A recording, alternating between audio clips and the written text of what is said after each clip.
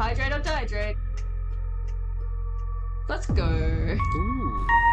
We love a canned cocktail on this day. Let's Monk, take us away. What's good, party people? It's your boy Blitzmonk back again. Today, guys, we're back in Blight and Bytopia, guys, where there's a blight going on, and we are in Bytopia. In today's session, spoiler warning, in today's session, Lowen finds out that they've had a spirit living in their outfit the whole time. Arlo meets his match, Methane. Kaz plays a song for a girl, but which girl? And who is Wyatt's real imaginary friend? Find out more on today's episode of Blight in Bytopia. Digimon Merch Corner. Digimon. All right. I'm gonna need Art to roll me a D38.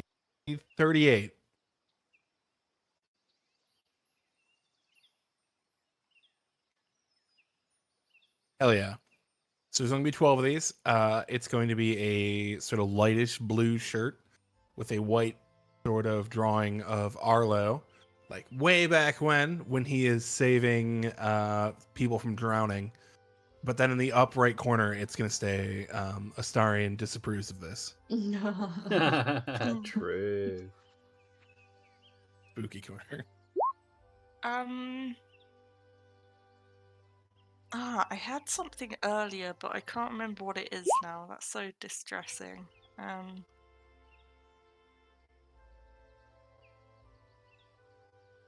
How does everyone feel about bones? Just throwing it out there. The supports to our meat suit are great. Good. Mm-hmm. Big bone fan. Anyone else have any thoughts? Feelings? I'd like to hear your thoughts on Bone.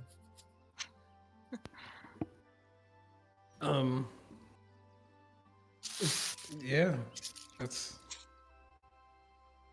No strong almost opinions said on thuggish, bones, ruggish. I guess. Almost said thuggish, ruggish bone. It's the thuggish, ruggish bone. Anyway, Okay. Yeah. Well.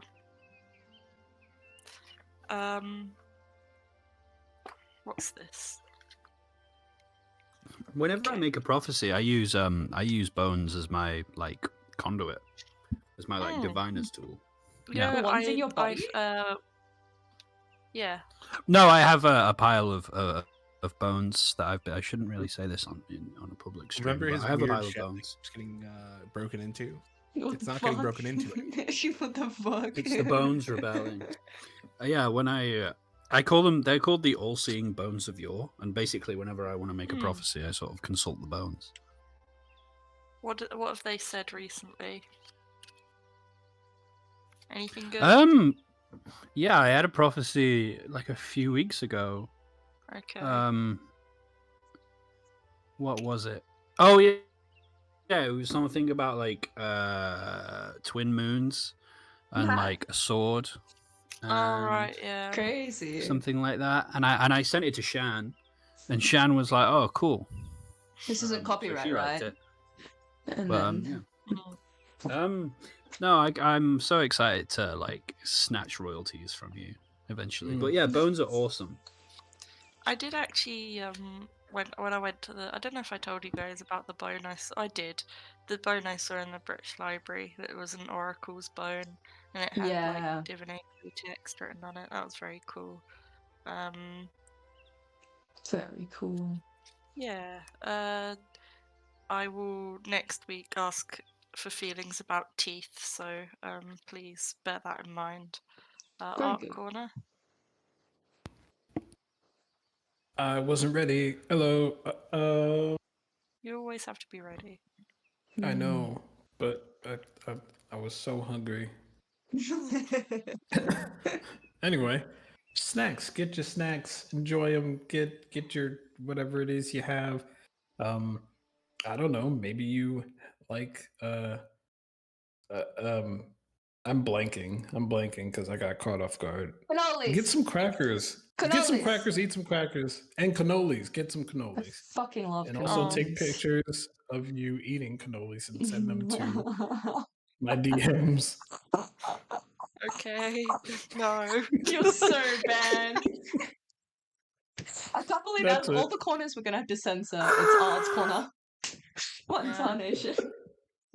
I'm gonna have to object. I only send cannoli pictures to Sharon. Kicking mental beats. Last session, we're reunited. We spent our last day in Nier. For now. Miss you, Nier. You were fun while you lasted. But I think everyone was happy to go. Lowen busted them out with a Vorpal sword with a bit of eyeless assistance. And then they returned to the forest, and after like a little bit of a discussion, Lowen used their like summons to the castle, to the royal castle, to basically create a kind of carriage. And we left off with a tiny little bit of downtime where Wyatt and Ratso were reunited, thank God. And basically we're picking up today, reaching Palaiston, which is the capital of Elfame, or the self-declared capital of Elfame. I was meant to write an excerpt of what happened at the rebel meeting, but I simply did not have the time. Here's a TLDR of what happened. The rebels, they all agreed at this meeting in the borough that they would gain entry to the Midsummer Ball, and then they also agreed that there would be that place would be where the queen is at her most vulnerable in theoretical terms. They also said they would wait for Lowen's cue, but specifically would wait for the end of a song called The Carnival of Animals. So when that ends, they would make their move. If not, when Lowen asks, put that down, son. But of course, as always, I have something to read. As always.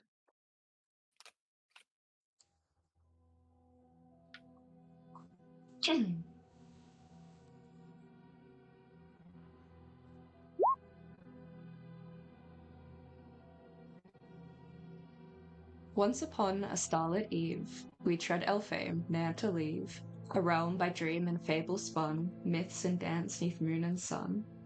The palace looms, a distant dream, spires and turrets brightly gleam, yet shadows dark the path we tread, for rebels' fates hang overhead. Merchants' carts line up in queue, with goods to sell and trades to do. A herald greets us at the gate, his words of welcome grand of state. A summons to the castle hall, the morning of the summer ball, a masquerade dazzling and bright, to dance and revel through the night. Underneath the grand ball's gleam lies a deadly, daunting, daring scheme. To end the queen's oppressive reign, a head must fall, the mother slain. A saving grace we've finally found, a spark to free our hearts so bound, yet shadows loom and hope is thin in the whimsical realm of Elfame. We are going to pick up as you crest a mountain. You traveling through Elfame, it is mostly filled with beautiful verdant fields, rolling meadows filled with wildflowers.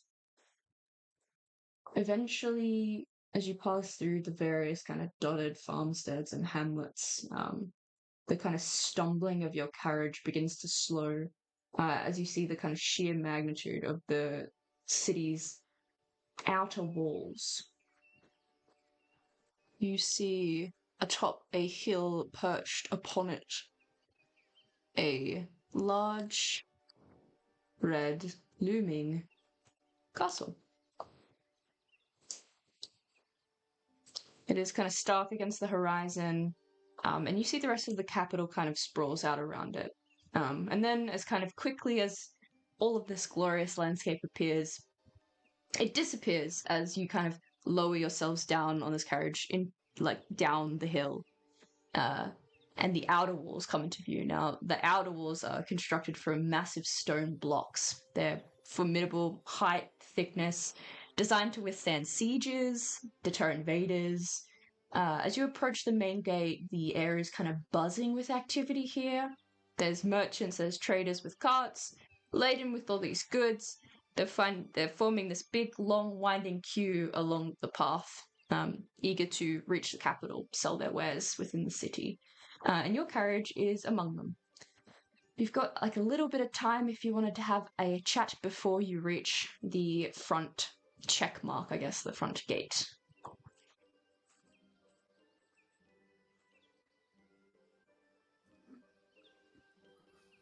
This is kind of weird.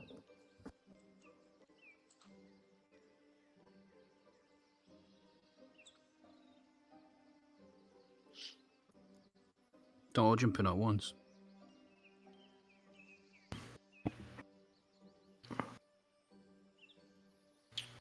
I'll mostly stay silent. True. I feel like this place is lulling us into a false sense of security with its nice looks. But the air is syrupy, thick, with like intrigue and magic. I don't trust it. I don't think this place should be trusted whatsoever. Maybe not the normal people, but certainly not whoever lives up in that castle.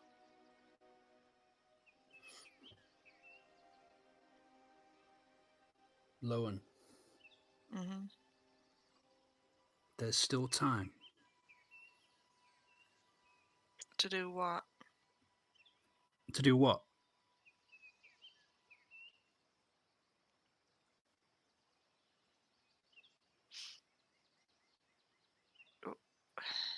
You said there's still time. No, I said, did you hear that the Queen used to go around and call herself Belleniforian, and that she did all those paintings and that?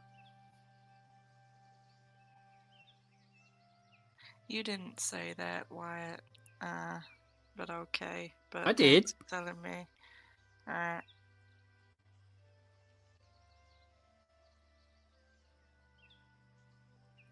Sorry.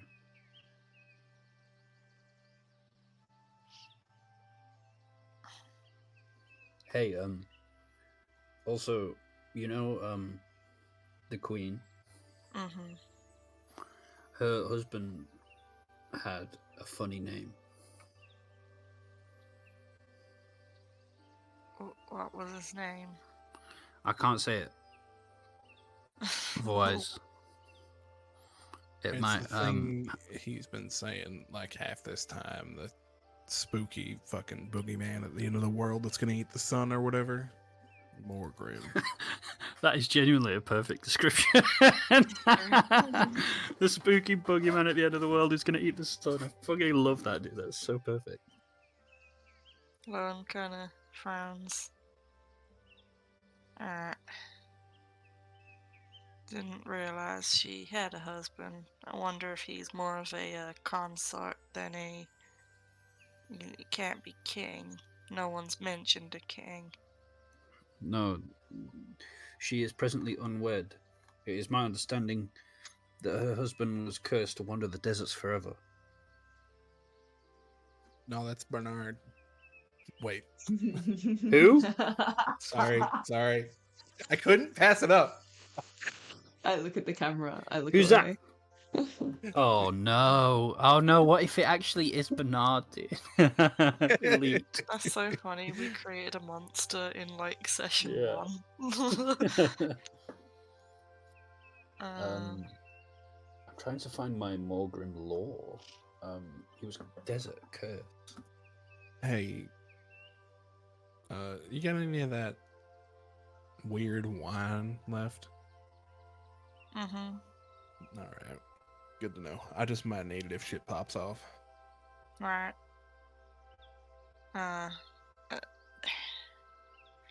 Going forward into this, like when we get to the court especially,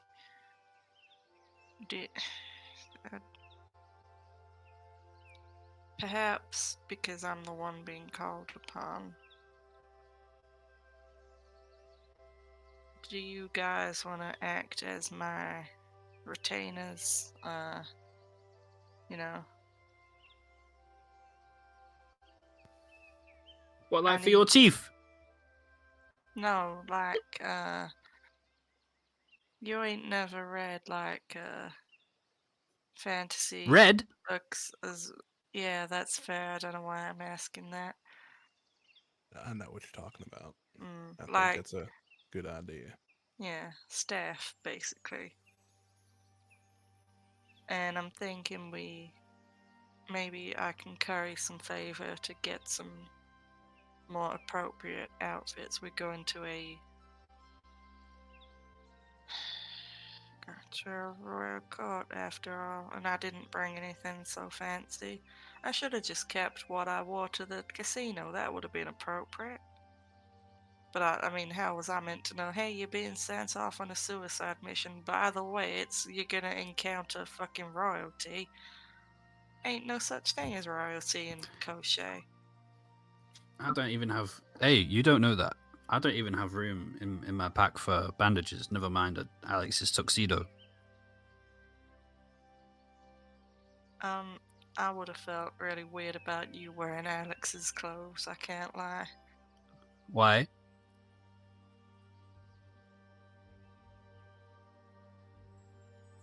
You know, that's like all I used to wear, yeah? Alex's clothes. Wyatt, we So, mm, we weren't hurting for money or nothing when we were locked away against our will to go fight the world and possibly die. Kaz, we're talking about clothes right now. I don't see what that has to do with anything. He just long sigh, looks out the window.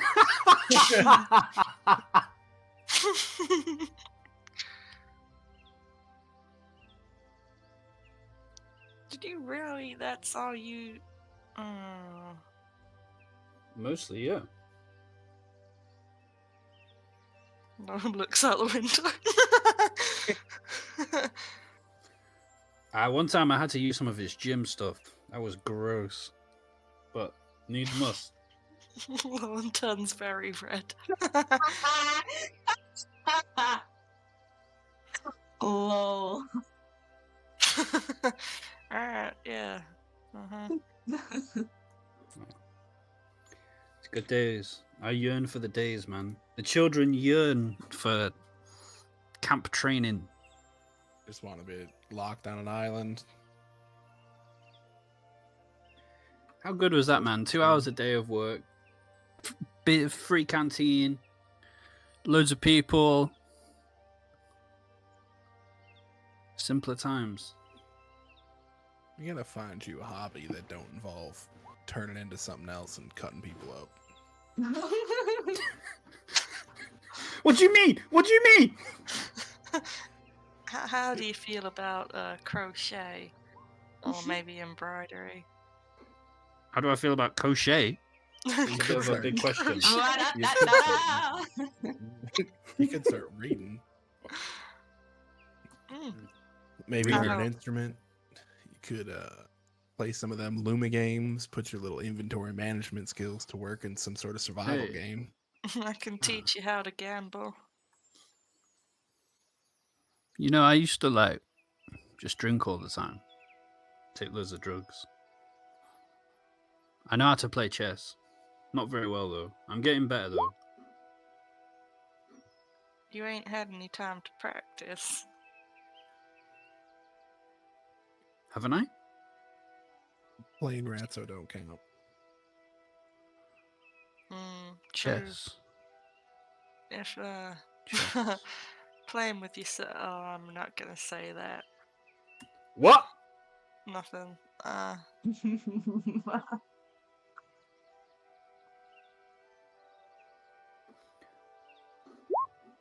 What do you guys think you'll do when we make it out of here alive and save the world? I'd like to say that I'd go back to doing what I was doing, but I don't know if you could realistically go back after all this. So I don't know.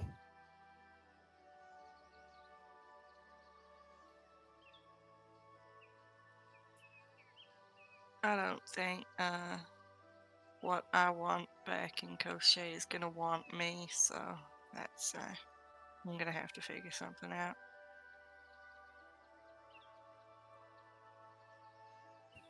Well, it looks out the window. What about you, Arlo?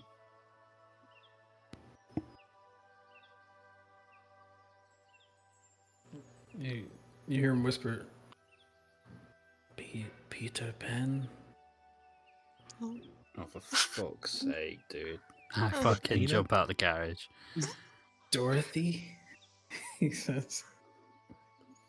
Oh, God.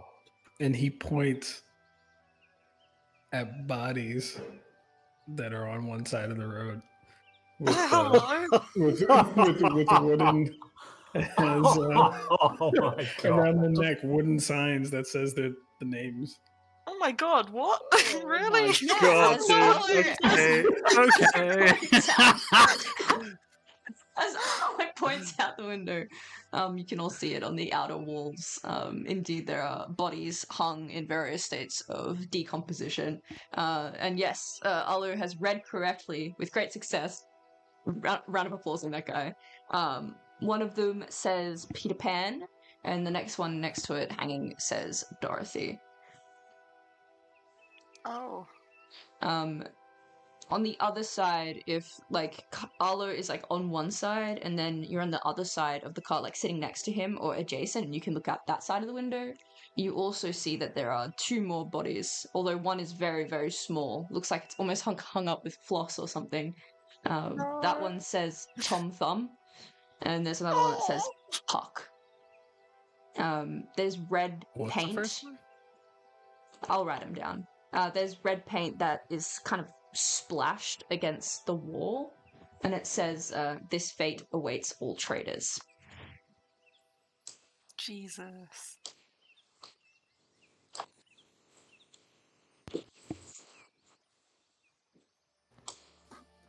Don't suppose there's an egg splat anywhere?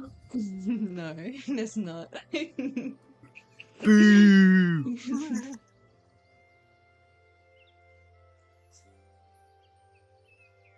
Tom Thumb's a fairy tale character. He's like Thumbelina. Okay. Just I've little, never heard of it. teeny tiny. I see. Mm-hmm. He's just a little guy. Yeah. Didn't do too much of the fairy tales as a child. Oh. Maybe you should read them now. Introduce some magic into your life. If you reject Gales, anyway.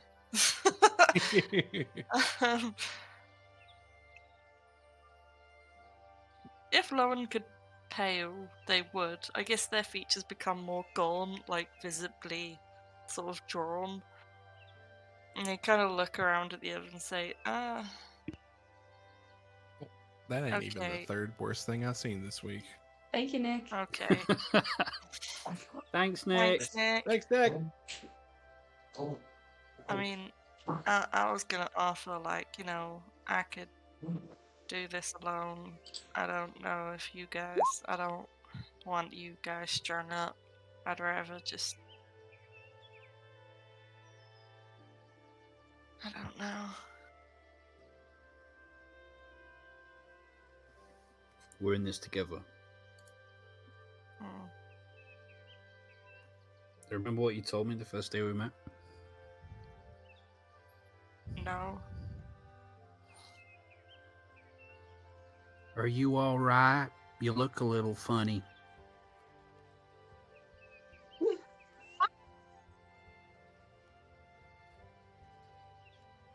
I mean, I was asking because weren't you covered in your own vomit?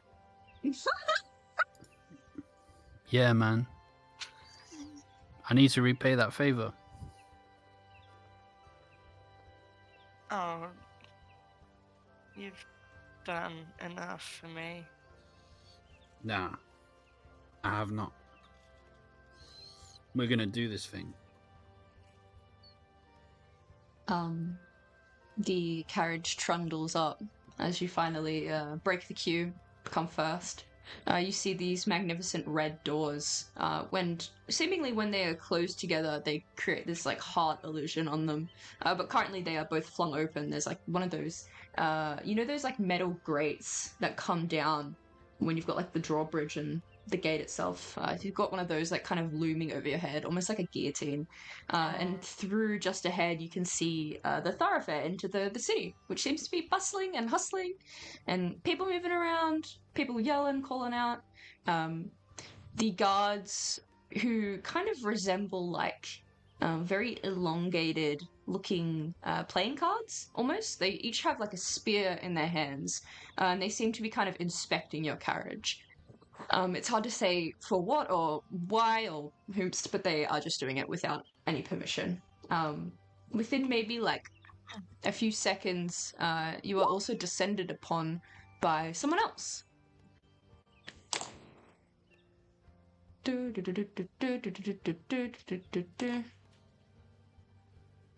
What in tarnation? Oh, here we go.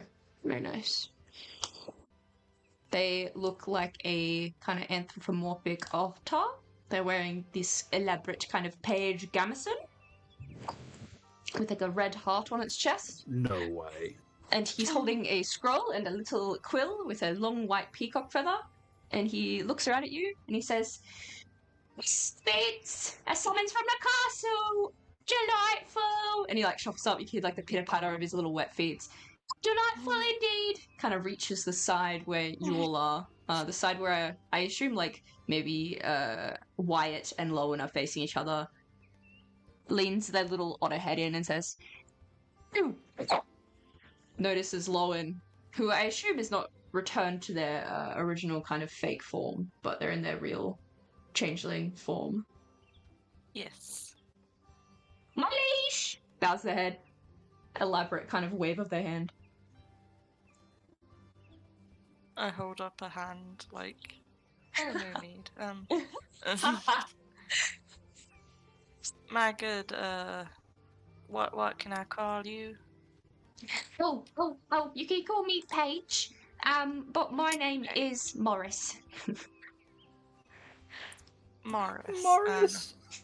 My good Norris, I trust that I can turn to you to expedite this process and have us guided through the gates as quickly as possible.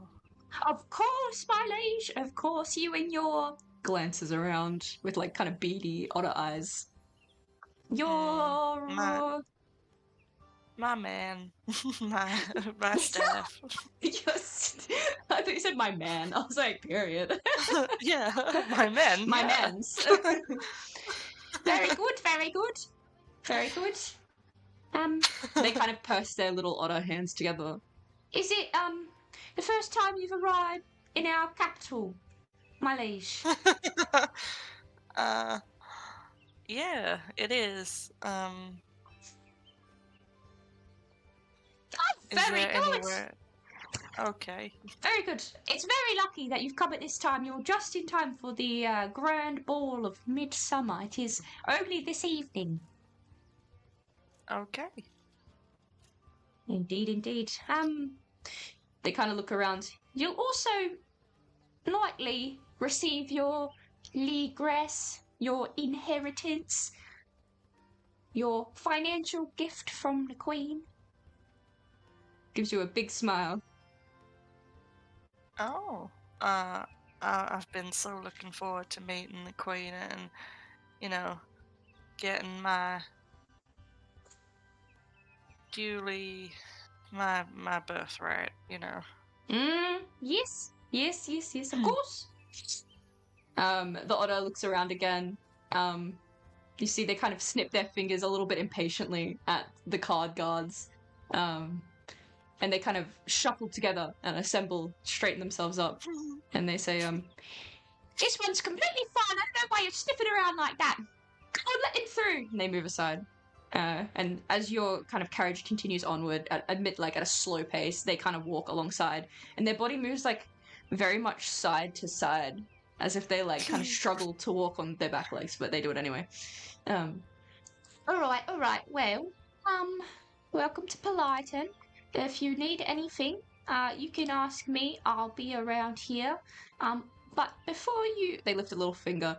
Before you see the queen, you might want to and they glance over your like travel dress and like kind of modern attire. I say as gently as I can. They're the court standards are how do you say, particular. Lowen like pulls this face as if they might be a bit offended, but then they sort Sorry. of relax. No, I understand. We've had quite the journey. We ain't in the usual garb that we're used to. Now, could you perhaps direct us to suitable accommodation and perhaps to a tailor who would be able to sort us out some appropriate outfits for tonight? Is that okay? Absolutely. Of course. I'm gonna Norris, drag you out. you are an absolute treasure. And find us some shrimp as well. I'm guarding your liege on an empty stomach here. They bow their head again. Some food for the gentleman will be appreciated also. Absolutely. They get a little rough when they're hungry. That's I'm sorry. It's all right. I'm used to it. They kind of point throughout the city. This is the city. A hot tidbit about Yay! today is that you can actually hover over your mouse over the red little dot icon things with the things, and it comes up with more information What? about what's inside. Hey, Yeah. yo. What is that? I know, revolutionary cool. technology. Oh my. I'm gonna go to all of them. I also have a before I do that, Morris is going to wave both hands in a very like elegant, forced, fashionable way towards the foreign exchange teller. And you see it's kind of like a glowing booth that's got like signs above, and it says like, we take, foreign currencies here. Like, this is where you can get money, basically. This is how you get money. I'm also going to add everybody into a Discord forum, I guess you call them. But it's got all of the shops and all of the shop's inventory and how much it costs in it. So you'll be able to see everything. But how much money do we have? Yeah, we don't have any money. Yes, exactly. It also has that information in there too, because it's got Okay. You're stuff. so cool. You're Thank so you. cool. Oh, no, you. As you walk up, assumably, you dismantle the carriage around you. It dissolves into the ground. The vines kind of shrink away and like latch onto something else as if they'd always been there. You walk up to the foreign exchange teller. They're a halfling with like a little like train conductor cap, and they kind of, their eyes brighten when you walk up, Lowen, and they say, "Hello." Sorry, who said that? The foreign exchange teller, which is right Oh. here. Hello. How are you? I'm quite tired actually. I've had quite the journey to get here, but it's all worth it in the end. They nod their head as if they completely understand, and they've seen this before. And they say, "I assume you're here for the Legesse?" Yeah, I am. Very good.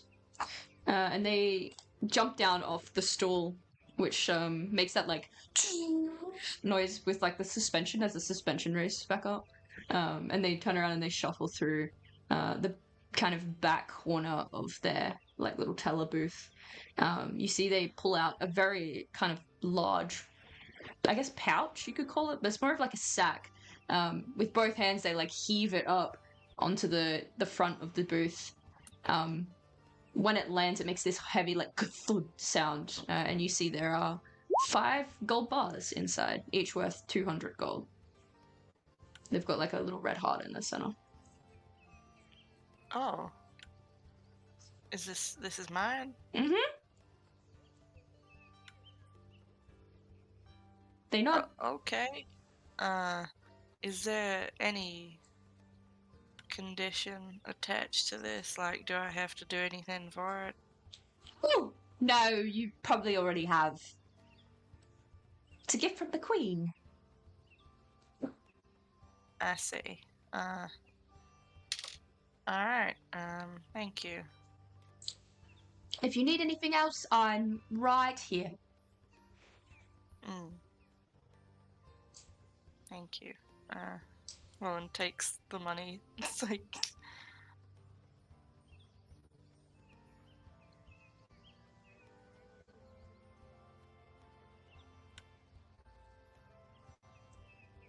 returns to the others. Yeah, you could probably drag yourselves out where those two are if y'all want it.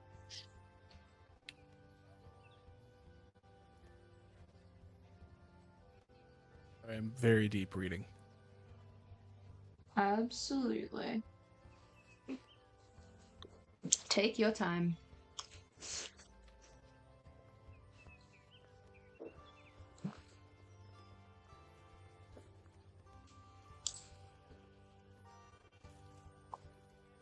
So that's 200. So it's 1,000 gold, basically. It's 1,000 gold. Oh boy. I'm gonna buy just every bag of tea. Fuck yeah. It's what you Let's get deserve. fucked up on tea. Yahoo!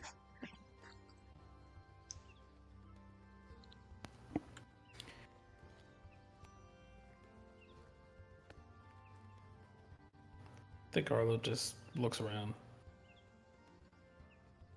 Not really doing much, just kind of following Lowen's lead. I think our priority should be outfits, and then we can use whatever money's left to, you know, maybe buy ourselves something if we see something good. Okay?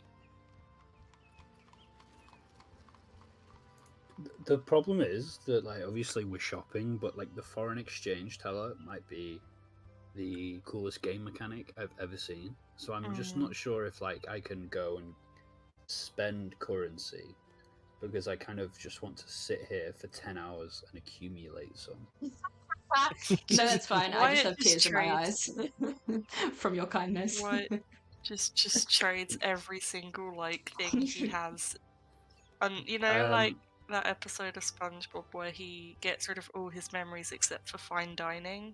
That's gonna be Wyatt. I just think the potential here is absolutely insane. Yeah, it's I agree. it's a good opportunity. There's the obvious ones, like, you know, important ones that are going to get you a big fucking payday. But, you know, if your character has something they'd rather forget, if your character has any dreams that they think they'd probably be better off without, if your character has any people or situations that they wanted to release, any emotions that they think they could be void of, that would make them better. Or if maybe if you wanted to fuck around and be a Fae patron, if you wanted to just, I don't know, do something simple and earn like a little bit of money.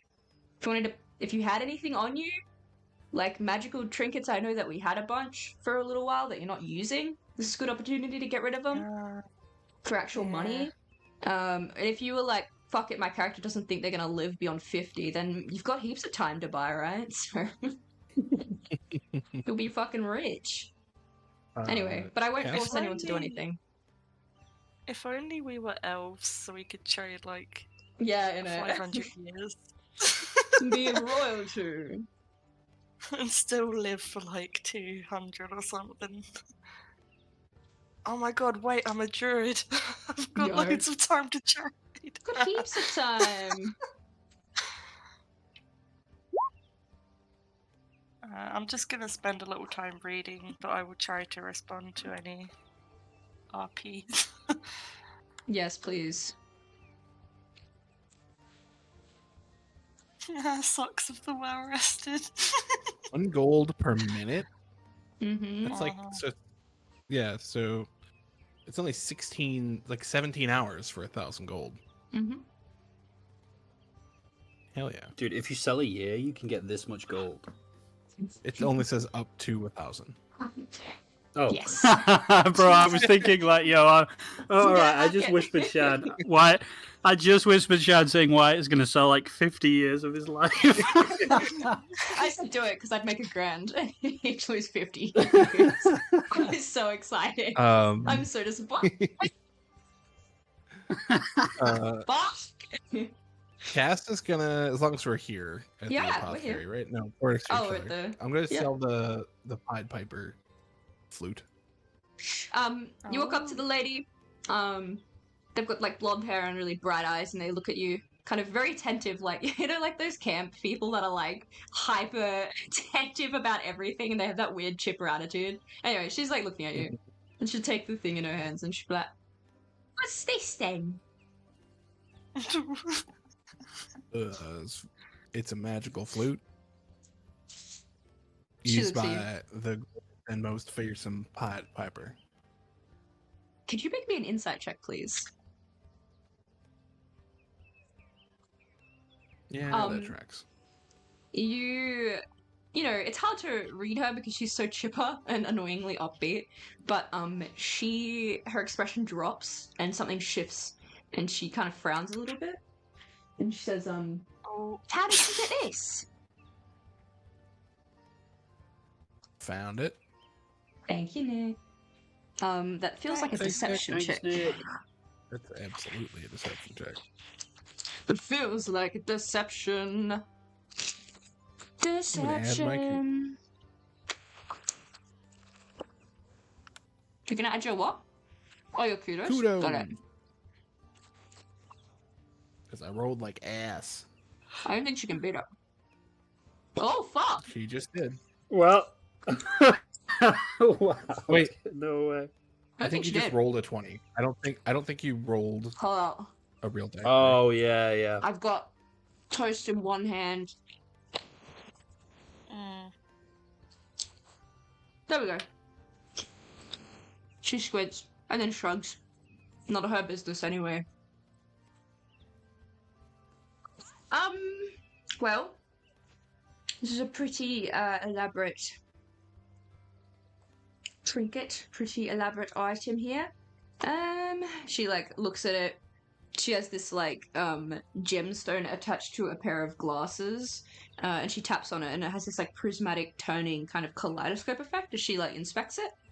And after a few minutes, she kind of leans back and says, "I'll pay you 1,000 gold for it." Ooh. Now, between you and me, we both know how fearsome he was and how much more than that it's worth. Here we go.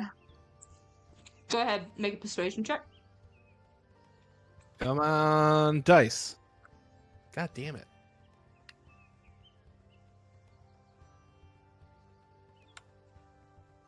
They slide it halfway. Wait, let me check. I rolled. Yeah, I did. They slide it halfway back and they say, "It's a pretty fair price." Yeah, alright.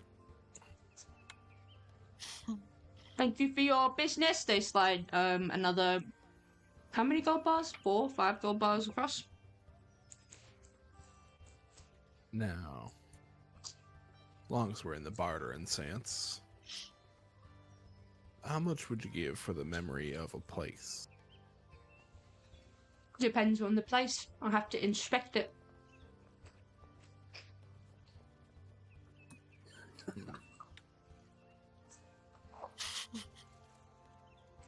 Well, it ain't too far from here. Yeah, I'll come back to you. I gotta think about this. They salute you.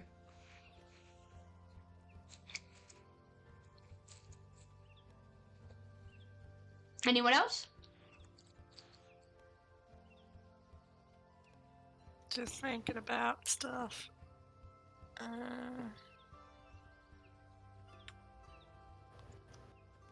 Does anyone feel particularly like they want the Kestra's task list? It's the one that's like, it's a pad of paper and you write objectives and then you get like a D6 to add to a roll related to that objective. Is But it it a also- tournament? Sounds- I think it is. Yeah, I'm I out. believe it is. I'll just Yeah. double check.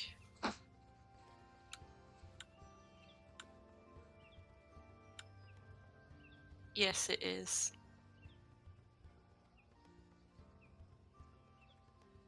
Yeah, I gotta be out, dude. Calder's body armor is going nowhere. Mm. Literally, it's stuck on you. Oh, I would like to approach the foreign exchange teller. Okay. Yes. Yes. And I would like to say, Yo, can I speak to our memory person? Yeah. They turn around on their chair. They put on a puffy hat. I'm the dream person. Right. So basically, I want to swap memories with you. Swap memories. Yeah, I don't want gold. Yeah, I just want you to change my memory a little bit. You can have like a memory in exchange. I just want you to change another memory just slightly. If you... She squints and like tilts her head, kind of confused. Now, look, basically, I'm what some of my peers call. See, I'm a bodyguard. Yeah, I'm a bodyguard for the most important person in the kingdom, and I'm among my group. I'm the great weapon fighter. Yeah, do you know what that is?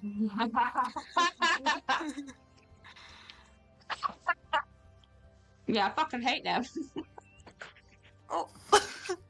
Yo, yeah, all right, yeah. I've heard enough slander. Listen, yeah, I'll give you a memory if you can. So basically, when I was training, as a wee cub, yeah, all those years ago, I would like you to change those memories of me becoming a master of great weapons, great and even greater, into me becoming more defensively trained. I can do that. Yeah, I can do that.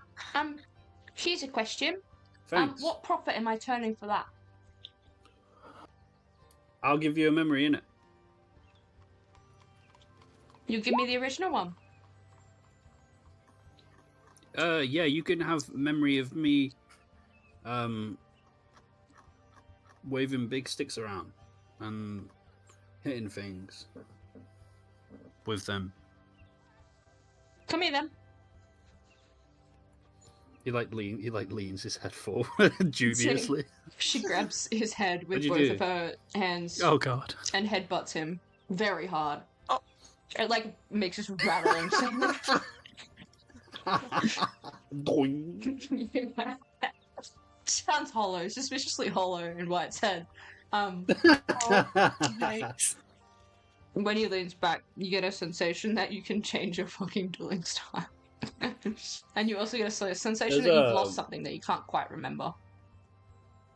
Oh, Excellent. that's good.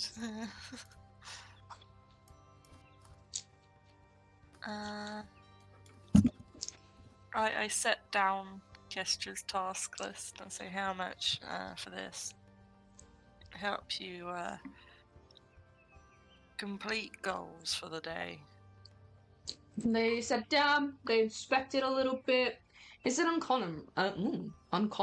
Uncommon, right? It's. Let me just check. It's a wondrous item, and it's uncommon. Delightful. She takes a look at it and she says, "I'll probably pay 200 for it."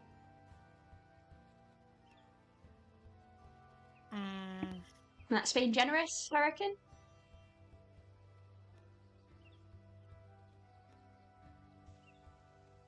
I'm in a generous mood also, so 200 it is. Very good. And there's like a gust of magic, and she slides it back over the table, files it away somewhere. I hate to look a gift horse in the mouth, but the pan flute was also uncommon. If you'd like to decrease the amount of money you gave me. No, that's super fine. That's way different. for reasons. Very, very different. Okay.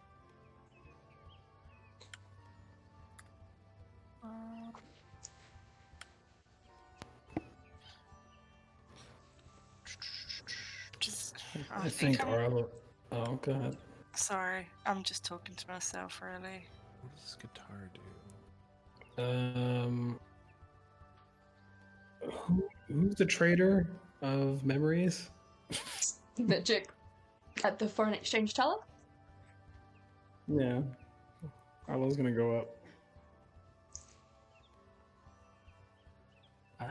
I'd like to trade a memory. All right.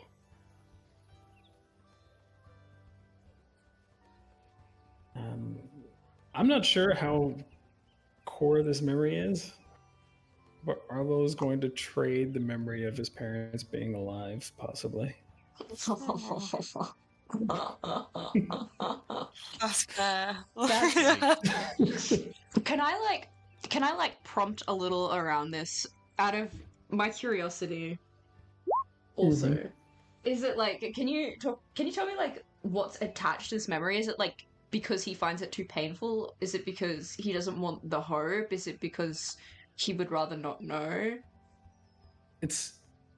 I think it's possible anger that they left and didn't decide to come back.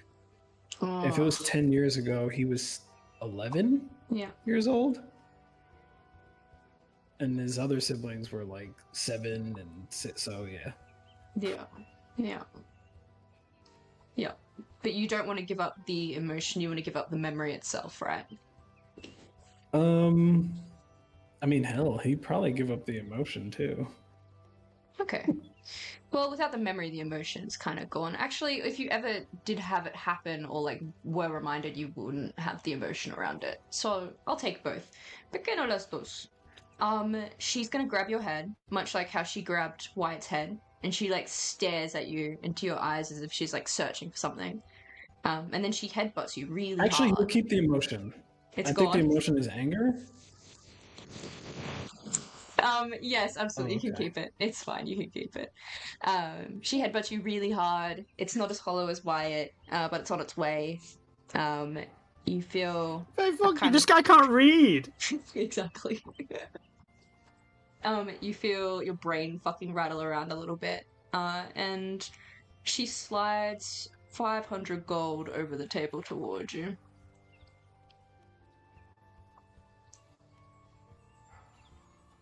But she leaves the emotion. It's there when you need it. Well, I was just wondering, because would the emotions be gone forever? Is that the whole idea? The emotion, the anger, specifically in the situation where your parents didn't come back, would be given up or traded. What that means, it's like kind of hard to infer. You'd have to experience it. I think he's fine still feeling the anger. Yeah. But just but you don't remember it, so the anger's not there right now. But if you're ever reminded or told, no worries. Awesome. Cool. Gone. Cool. Getting so many emotions. Cass would also like to try to play a song for money. Oh fuck yeah, you do. On your air guitar? Not air guitar. Your electric guitar? Yeah. Oh, wow. The one that I was thinking about giving up, but I don't think I can. I have I'm just cats. I've got like an alarming amount of items that give me like just steady increases that I desperately need because my character misses things. But that mask is so good. I don't know. Yeah, you got plenty of time. This entire session is basically dedicated to shopping, so like we're not in any rush at all. It's a shopping trip. I would like to play Sam Stone by Despacito. John Prine. No, here's the thing, No, Denny. this is a sad song about heroin addiction. Here's the thing, Denny. If you give this song to this person, I get liberty with it, which means that for you it's gone. For me, it's gonna become your living nightmare. Just so we're all on the same page. Oh, it's not just playing the song; it's giving the song. Yeah. Fuck Yeah. that. You can do it though. I would support doing it. No. Easy money. Yeah. Cass Play hates if they songs want. that sucks. He's not down. Play Despacito. You just have to play songs that we hate. We're like, Play yeah, we'll Chibi give up. Chibi. Fuck these songs. No, because then it's gonna become my personal hell. Well, I only mean that sarcastically. Like, I'm obviously not gonna torment you with it. It just means that Kaz won't have it in his arsenal because he won't remember the song or how to play it because it's not his anymore. He wouldn't willingly give up a song. Like he only plays what he likes. He's that kind of guy. So okay, sure. He's pretentious as shit when it comes to music. Okay. As you wish. No one wants to give up a true name. You know what I actually saw the other day? I thought this was really funny. That I was going through Facebook and a random thing popped up and it was like top baby names of 2024 or whatever. And it was like on the top of the list was Arlo. And I was like, wow. What? Yeah, I know. Really? Yeah. I should have screenshotted it. I totally forgot. But I was like, yeah, that is our son. The name of a security company. On that last week. Oh yeah, I found that out after I named him. I was like, oh, it's a security company. Nice. Oh yeah, it is. Very good. Very good. Yeah, does anybody else want to... You can always come back to the foreign exchange teller if you're like, fuck, I want this magic item, or like, fuck, I want XYZ. I'm thinking of more memories I could probably get rid of. Fuck yeah. This is it, dude. I'm scared I'm gonna be here for ages just thinking of what I can get rid of. Here's the caveat. what if we...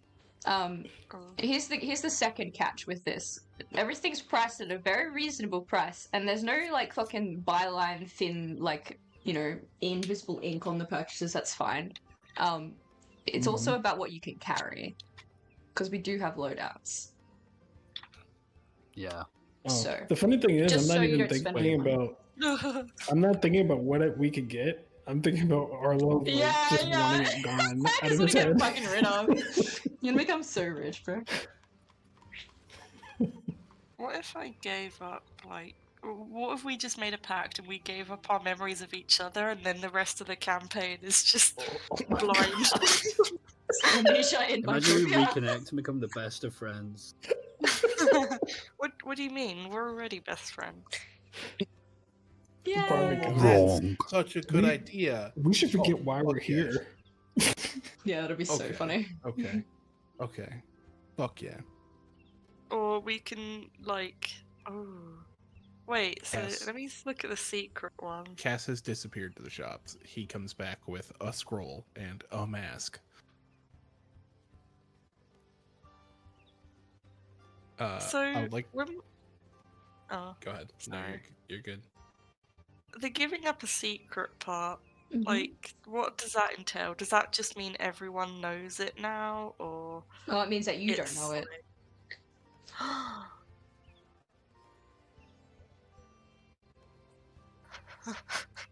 Basically everything that you give here is like it stops being affiliated with your character and you have no recollection of it ever being part of like your character in any way.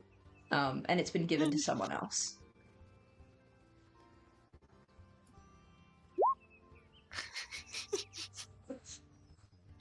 There's so many like chaotic ideas. It's like, what if...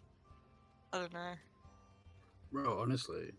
Kaz, if you're It's like having a custom difficulty in a video game. Kaz, Just like if you're changing gonna the game entirely, or like modding. pick up any of those stuff, make sure you just drop in those like channels or something that you've bought it, so people don't like, you know, look over it again and like buy it for themselves. You know what I mean? Yep.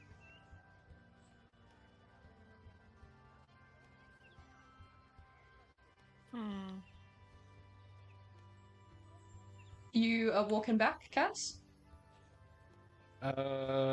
Let me find the other one and mark it down first. But yes. Well, I have a question.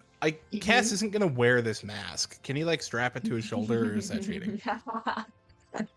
I'm not gonna force you to Wear wear it. it. It's so edgy. What the? Aw. I'm not wearing the fucking mask. You have to wear the Like, mask. it's not happening. You have Then he's to not do going to it. buy the item. I'm totally kidding. Having it as a pauldron's really cool, though. I quite like that. Okay. Very fucking cool. He's then going to unattune from the alarm clock, which he will then have a fun mini game every morning to see if he gets the spell slot back. Does anyone want the studded leather armor of fire resistance? Cass would wear it, but just because... Oh, no, he has studded leather. Never mind. Yeah. Never mind. Unless it was like a plus anything. No, I don't think so. It's just the No. fire resistance. Then yeah, I think no worries. if we're not, if we aren't going to all put on our hagstone amulets, which I'm very upset about, but if we're not going to do it, we should probably get rid. I think you just have all of them. I don't think even Albert has remember one. what those do. Okay. It gives you counterspell Where and like are lightning they? bolt or something. Yeah, If but they're three high. people Yeah. are, if three people are Yeah, attuned. yeah. Yeah. You don't need to be attuned. You just need to wear them. Yeah. Here's a weird question. Do we still have... I guess looking over at Arlo, does he still have a pendant from Nier? He would. Yeah. You'd still have it if you had it when you were pulled Yeah. out. Yeah, he would still have it. Oh god, they've got less pendants. Yep. We got people too, so... True. It'll buff out. Less pendants, less people. Perfect. Okay. I'm The market grimacing. solves itself. I'm grimacing at Dawn being left with those hags in the woods with no pendant. I know. Jesus Dusk. Christ. Oh my god. R.I.P. R.I.P. Dust. Miss you, Dusky. Mhm. Shan. Hey. But yeah, I would unattune from the... well, let me make sure. Like, the way I'm reading this, I can, roll the dice every morning to try and get a spell slot back by attuning to the alarm clock for an hour. I am totally not on the same train of thought of you. I need a little bit more. What are we looking at?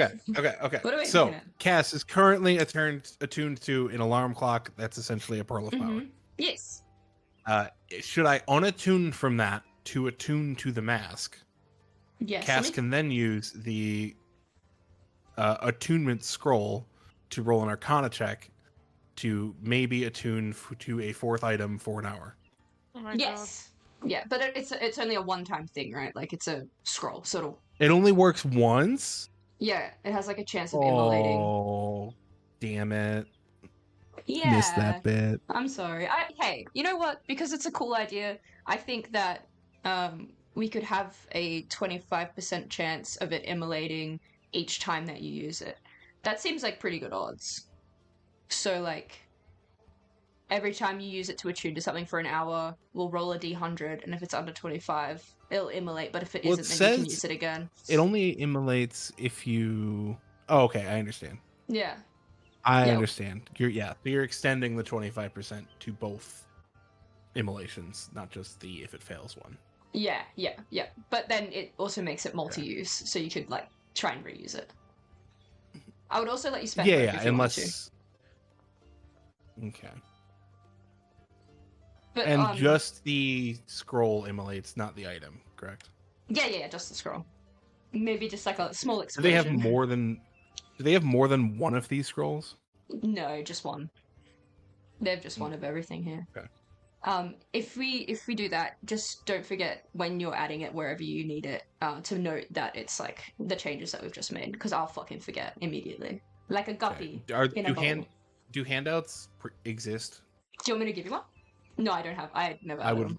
I would love one. I operate off handouts in the journal. I give you. I know 2. I'm the opposite of everybody else there. But... That's okay. No, I'll give everyone handouts when they make their decisions and such. I just didn't want to add like 50 million items to Roll20 if no one's gonna like pick them up. Fair. Cool. Yeah. if no one else wants the fire resistance armor, I'm looking specifically at Arlo. No, he has the cloud cap armor. Okay. That's true. Yeah. Lauren's gonna put that down, I think. Do, do, do, do, do. They like touch it. They wince and like pull their hand away. Look at like they've just got burned. Like, is this fire resistant, right? Mhm. Very cool. Very nice. Have a look. Can you remind me what thingy things it is? Wondrous. Uncommon. Ooh, let me... I don't know. I don't think I've got a handout for it. It just told me about it. Let me quickly Hang on. check. Yeah, that's easy. No, I think I do have a handout. It might be in Arlo's section though, because he had it. Oh, that's true. Armor of resistance is rare. Very cool. Let me just check. Awesome, rare. Okay, cool. They look over the armor. They're like inspecting each side, and they say, "I reckon probably 400 gold."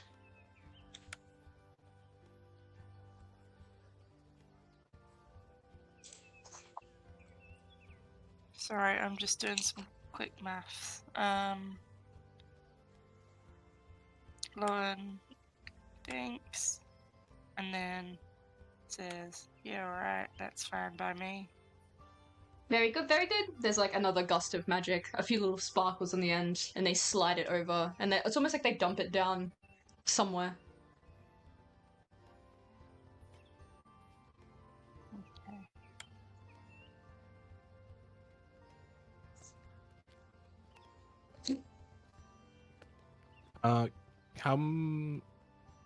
Actually, yeah, how much is is the scroll a slot or a pouch?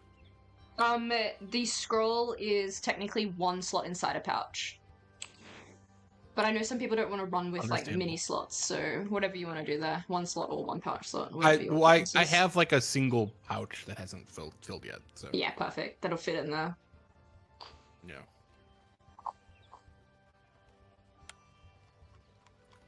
Yeah, I will volunteer the Hagstone amulet. What's all this then? You've been dealing with some nefarious people? Yeah, that's what my work entails. Nasty people want to come for my liege's head, so sometimes you take trophies off the bodies. Very grim. Oh, can you remind me the the uncommon thingies? Yeah, it's uncommon. Yes. So she looks at it, she kind of turns them over. Do you have all of them? Because I think Arlo had one. I think there was 3. I think I only have one. For one of them, So probably give you about 30? 30 gold? 30 gold? I spent more gold like getting equipment to kill the hag. She shrugs. Get a better trophy then. Hey, fuck you. Give me that gold. You can make an intimidation check if you want. Sorry, Kaz. No. He's just wants though. He's like, give me the gold. Give me the gold. Yeah, Cass is probably gone anyways. Yep. Slides the gold over. Goodbye, my lover. I'm saving this mask, pauldron as definitely not cursed. Very good. Hey, what do you make of this then? What do you think of this? This is my friend Bucky. Bucky? Oh, the Marevna book? Yeah, the shotgun. Oh, Bucky. I thought you said Bookie. I was like, okay. Oh, I too heard Bookie. They look at the shotgun and they look kind of confused. And they say, "What is that then?" It's from the future, isn't it? How does it work? Pull the trigger. Don't Like pull tens the of They little pointed at pellets. him. Yeah.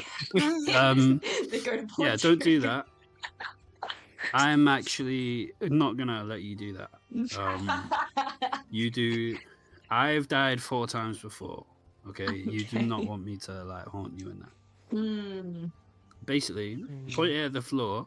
You pull the trigger. It shoots out tens of different pellets that travel at like a million fairy flights an hour, and they penetrate the flesh of whatever they head towards. Really? Really? Yeah. All right. Yeah.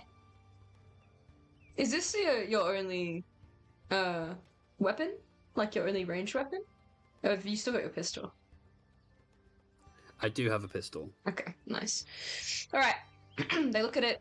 I don't think I gave these like uncommon / whatever attributes. Bucky. Where are you? Bucky is rare. Yeah, very nice. She looks at it, turns it over. I'll probably pay 380. 400 380. maybe. You got yours. 400 maybe. Okay, let's take the maybe out of the equation. I'll do 395. Hand over the gold. Innit? She slides over 395 and slides the Respect. shotgun over the counter, and then there's a gust of wind, and then she drops it somewhere, and it doesn't hit the ground. I have an additional question involving attunements and such. Mm-hmm.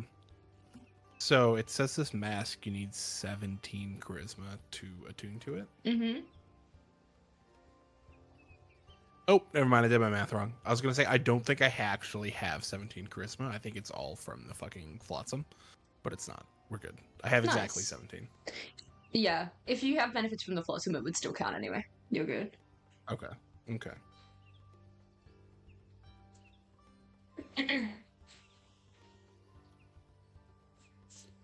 We are so back. I think How Lauren's do? Oh, sorry. Sorry, I was just gonna say Lauren's gonna walk off and go shopping, I think. I need to ask. This is like hotly contested. How do people feel about the Wand of Wonder? I don't know what that does. Where is it? It's very interesting because like it can do fun things, but most of the time it's just gonna fuck you over. This is the thing. Lucy, you roll a d100, and it makes a random effect. The only thing with it is that, like, if the chips are down and like things are awful, you're fine. Sorry, work for the Wand of Wonder might be super handy to have. To just like pull out and be like, okay, well, things can't get any worse. Maybe this is going to do something incredible that saves us. So it's like a wild magic roll. Yeah. Okay. So actually, I think I've just talked myself into keeping it. Yeah, I'm not bothered either way.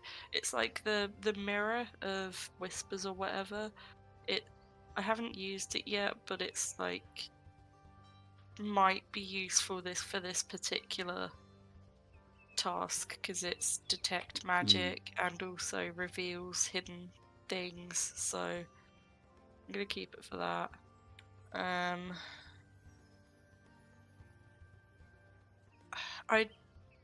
reluctant to sell the time piercer. I don't know if anyone else.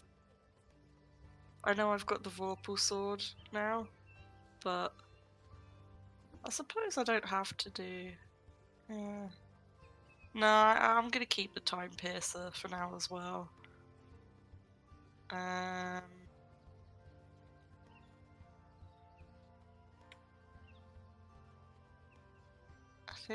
don't think I'm gonna sell anything else. I haven't really freed up much room but I also carry a lot of the medical stuff, so that's fine. I wasn't going to.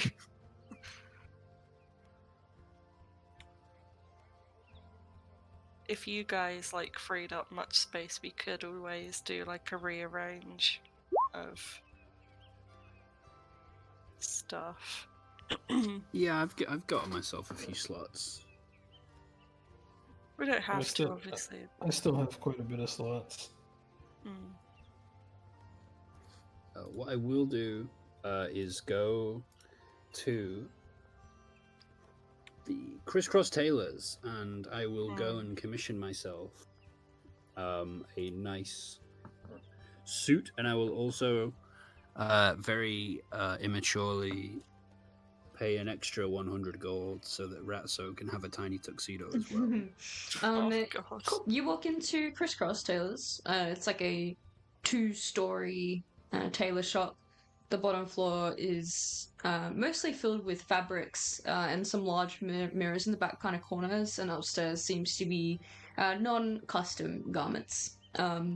There's a sign at the front that says like last minute custom designs for the Midsummer Ball available here now. You walk in, you see there is a yuan tea behind the counter. They're wearing a kind of long peacock-colored dress that starts with this royal blue and then ends in like a deep kind of violet color. And they look over, half their face is kind of like slitted up to where their ears are. They almost look like gills, and you can see like the scales kind of appearing from their neck and stretching like towards where their forehead is across their face. They've got this kind of like long black hair. And they look over at you as you enter, and their tongue kind of flicks out fork-like. And they say, "Well, another customer."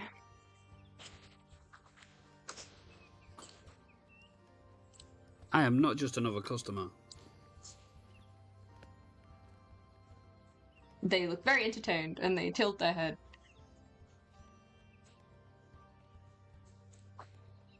Where is the tailor?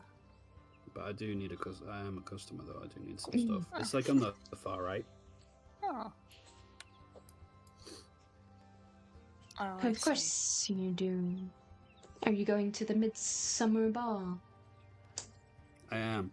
I'm a VIP. Make a deception check. You lying prick. I think Wyatt believes that. Okay, she doesn't believe you, but she nods as if I think like he believes it, but like obviously she doesn't have to looking at him. But yeah, I think he definitely does believe that. Yeah, well, you are very important to the subplot of the rebel cause, but they interpret it as obviously like nobility. Yeah. You see, she makes her way. Oh, sorry, Kerr. Oh, I was just gonna say Lowen's going in there as well, so they just kind of appear behind Wyatt to lend credence to his. The tailor kind of nods their head in a kind of, I guess a bow, you could say, but you can tell that like they're just doing it out of like necessity. They walk around. You notice that they don't have legs. Instead, they have like a long kind of tail that slithers along the ground and kind of keeps them upright. They make their way past all of the fabrics, which are again splayed out in various forms, and they say, "What are you looking for?" The theme is disguises and illusions. You say delusions or illusions? Both can apply. Oh. Maybe you should disguise me as someone ugly who isn't jacked. I think you do well enough on your own. Lowen, have this person seized and removed from the property immediately. Lowen's going to walk up beside Wyatt and tilt their head close to his and say, "I'm sorry, are you telling me what to do? This ain't how that works. I'm sorry for his behaviour. Can you just give him something appropriate to the theme?" Of course. And for yourself? I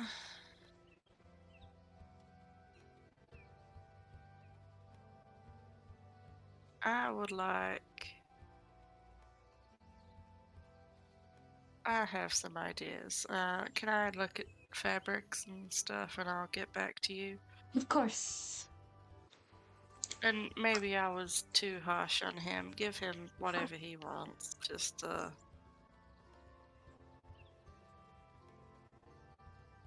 And the rat as well.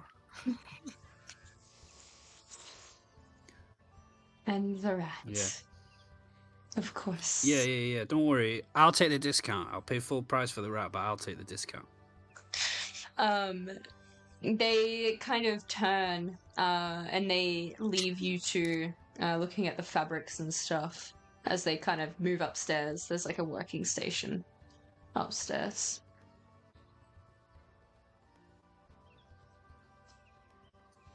I hate that prick. Is there anyone on this world that you don't hate? What? Yeah.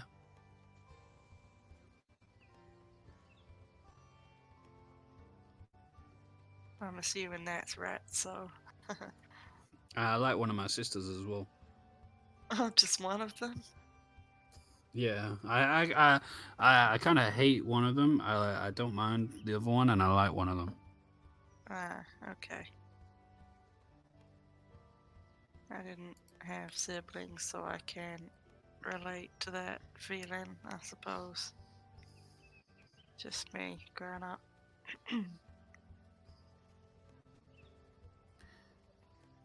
I don't hate her really. It's like having you guys around. Siblings is just like you guys. It's like people that you don't like but you love anyway.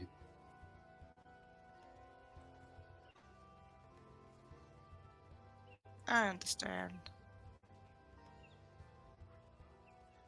I mean, I like all of you, so... You do? Despite perhaps my better judgment, yes, I do like all of you. Oh, that's crazy. You saying you don't like me? What have I done? I don't know, you just crashed my vibe, innit? Wow, okay. No, it's not just you.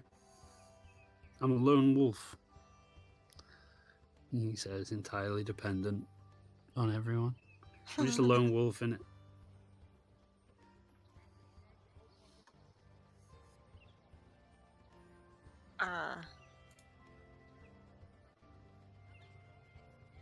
Yeah, sure. I believe that. Anyway, can you help me pick an outfit? Mm-hmm. Thanks. It's got to be green. Well, it's a good thing that I quite like the color green. It's also got to have something to do with the moon. The moon? Why The moon, yeah. I will touch the moon one day.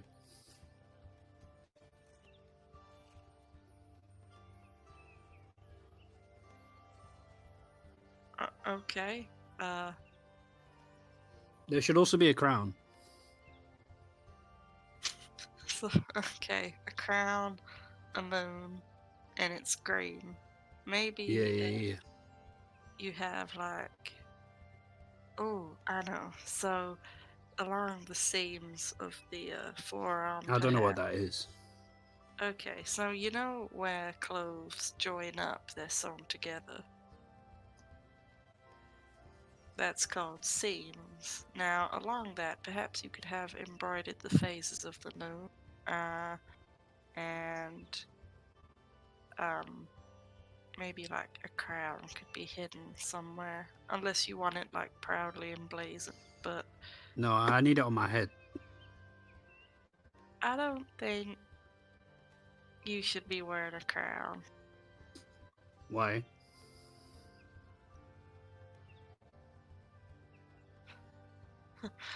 How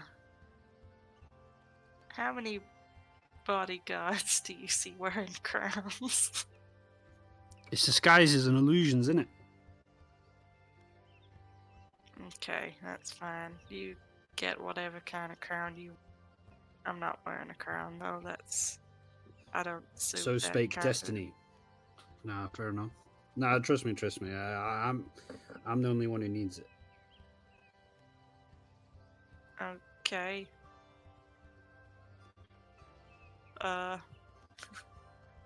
Lauren's looking at the other fabrics. Do you think I should go ahead and get the others something? Yeah, sure. Yeah, you should actually. Yeah, sorry, I was preparing to zone out, but actually, that is a good idea.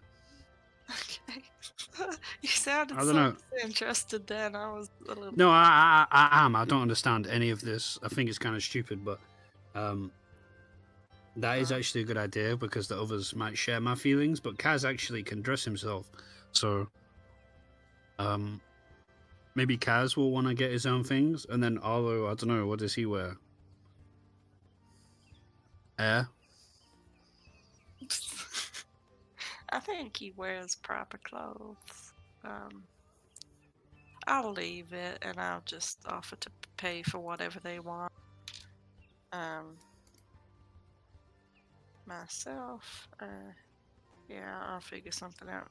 I don't want to bore you with my decisions, so you can,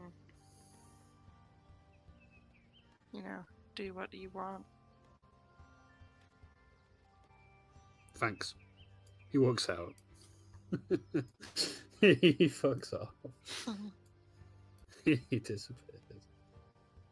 Wait, is that two Kaz's? Am I on crack? Oh, no, it's not. I thought I saw Kaz come this way, but now he's in Brindle and Coy. Kaz, the waitress, walks over, slides a, I guess, bourbon across the table towards you, and also the kind of bowl of stew with some garlicked bread as well.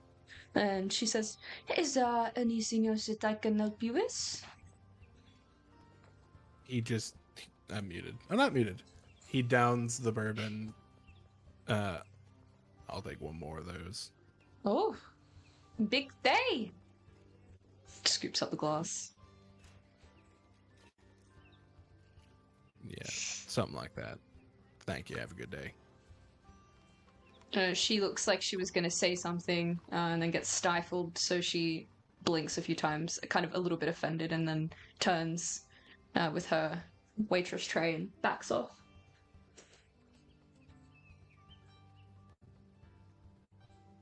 Fair enough. He continues to drink and eats in silence. You might notice Wyatt walking by. Though I'm really interested in what Arlo's skip to doing. my Lou.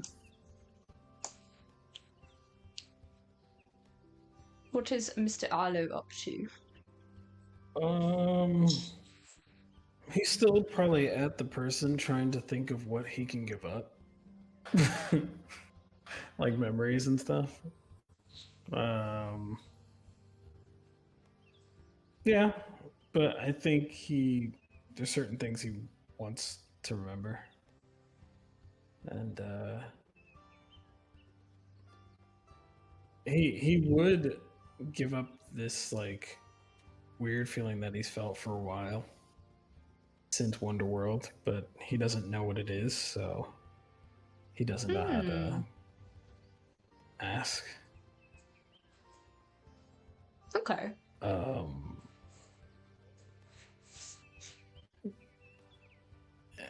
Like in some ways he would like to go back, but he's like, I don't know, would that change everything else? So, I guess honestly, Wyatt, you woke up and you catch Arlo at this point of indecision. Seems like he wants to do something, but seems at a bit of a loss, maybe? Mm-hmm. When is he not at a loss?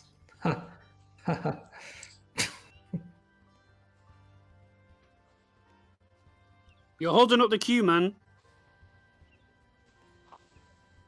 He kind of looks back. I guess he's Wyatt, and then he'll just give. I think I had the other hag stone. He'll probably give that away.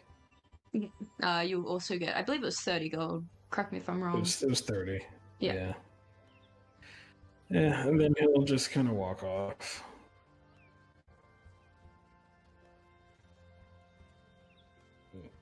Hey, where you going?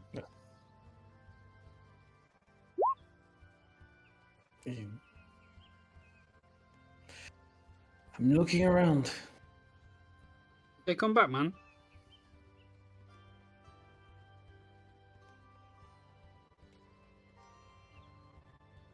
Yeah? I need you to come here. I'm going to sell an emotion. And once I've sold it, I need you to remind me of it. Then why sell it in the first place? Don't ask questions, man. Actually, maybe I should make them forget. Have me forget that you've done anything to my family. You like side eyes? I haven't done anything to your family.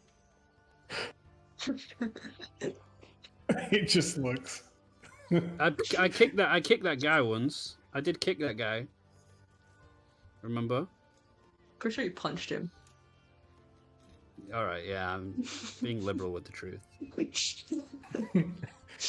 just keeps looking. He the doesn't guy. say anything else. Yeah. I kicked him, remember? You beat the shit out of him and I kicked him in the ribs. Hello. Mm-hmm. Although Yeah. I haven't done anything. I haven't done anything to your family. I haven't done anything. Sure. This. No, Arlo, I haven't, man. Listen, yeah. Whatever's going on, and whatever has dwelled within me is responsible. But we are slowly uncovering a layered conspiracy that connects you, me, Kaz, and Lowen. We are going to get to the truth of all of this. We have gone further than any Valid have gone before. We have persevered even further than Crest ever could. Yeah? Crest never got this close to the Queen. Piecing together all these bits of information. They never got this close. We are going to get there, man. And that involves finding out what happened to your family.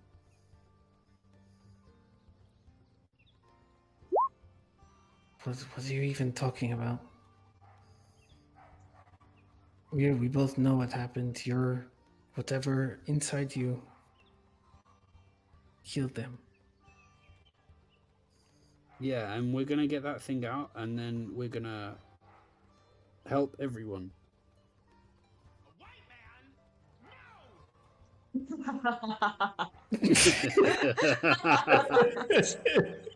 That's how those primordials were with Wyatt. Retweet.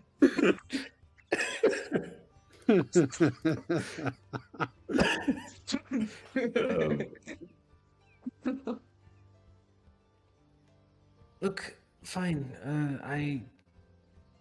Look, whatever you say. Okay. I'm going to whisper it in your ear, okay?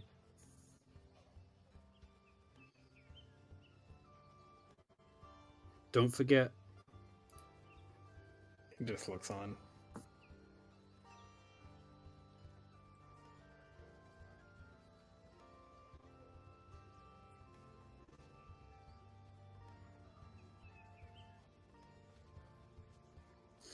I gotta go sell that now. You It's see compromise- a shocked expression on his face. It's compromising my ability to function. Okay. Wait, how long has that been a thing? Well, I'll tell you about questions. Let's go. Hey, memory person. Hey. Wait, Wyatt. Arlo, Can there's still time. give us one moment, Wyatt. Come back. Come back for a second. Yeah, what's up? If it happened once and you don't know why it happened, don't you think it could happen again even if you forget the memory? Yeah, all right. Well, I might as well make $1,000 off it. Yeah, he shrugs at that. He's like, yeah, all right, whatever. He's like, yeah, all right. Sorry about that, memory lady. I got an emotion to sell. An emotion? All right. I do. Come on I in. do. An emotion. They roll off their sleeves. They take your hand. I've looked at your menu. I think this could be described as a moderate emotion. Mm-hmm. But I presume you have ways of taking a look at it. It's not like overcoming or anything. Mm-hmm. But they look at it. Hit me with it. So a long time ago, lady. I was a real ladies' man. Do you know what I mean? I was a real ladies' man. I used to like draw a lot of female attention. I used to get like great deals at the local club, and yeah, I was a real ladies' man, and I lived alone for a long time, but I've been having deep, unsettling stirrings lately about one of my friends. I think because they were nice to me, and I need to get rid. Right.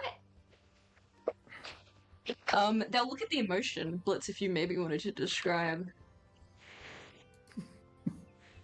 Yeah, it's sort of like a very confused, kind of, almost like a hunger pang, I suppose. Very confused, feeling of love for Lowen. Oh my god. Oh my god. The lady looks at you. Great. The lady looks at Wyatt's face and hesitates for a moment and says, "Are you sure you want to get rid of this? Oh god, yeah. It won't be back."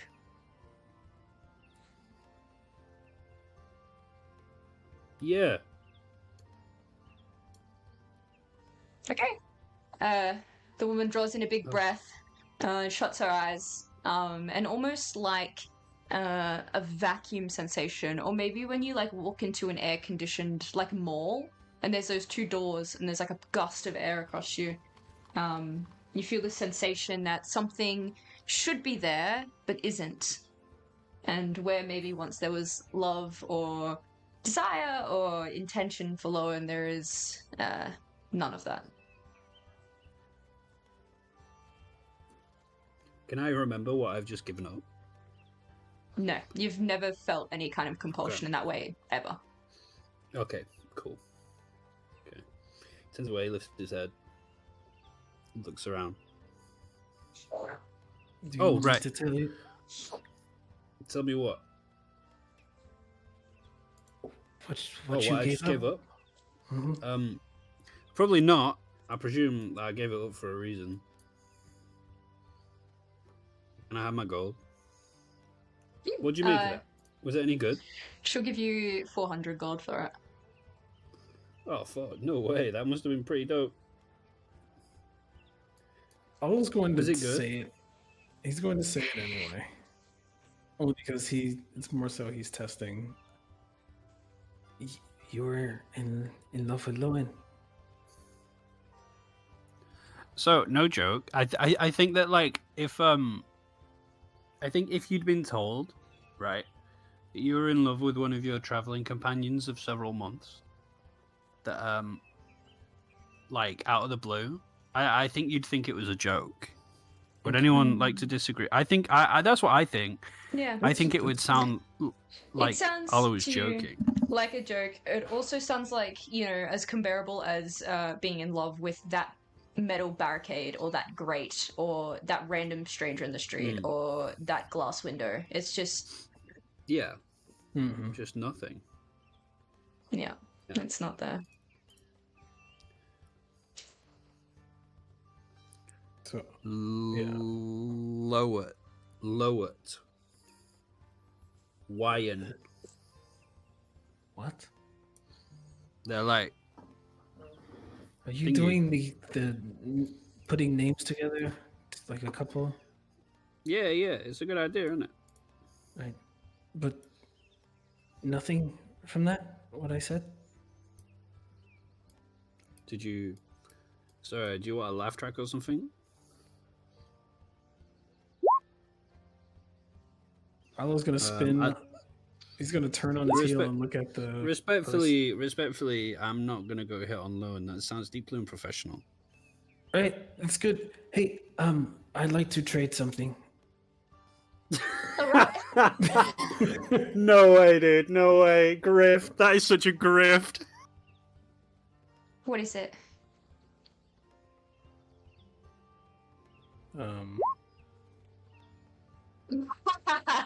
He's also in love with Lowen. Yeah. Actually, who knows? Maybe I might get rid of the memory that Wyatt is in love with Lowen. Oh, that's what I thought you were selling. I was about to. Yeah. But no, you can. He's actually going to keep that. Good. He's going to keep that because Wyatt asked him to. Okay. Aww. Despite a lot of things, Wyatt is still, Arlo is. If he. That's bro. That's bro. Mixed feelings about Wyatt. There's still a level of that in Arlo, but yeah, he's going to be like, look, I'm not exactly sure how to explain it, but there's a level of hopelessness that I acquired in my journeys, and if it's at all possible, I would love to get rid of the hopelessness. All right. Yep. I can do that. They roll up their sleeves again, and they offer their hands out.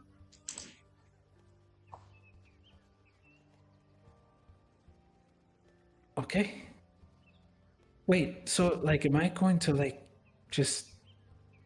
Actually, no, I think... Okay, all right. He's going to do it. You hold your hand out. She wraps, I guess, both of her hands around yours, and she focuses. Could you maybe describe a little bit about what you're giving up here? Like, what are the sensations? What is this feeling? Etc. So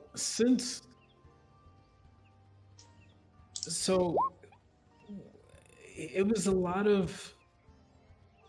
He just felt like he couldn't help anyone.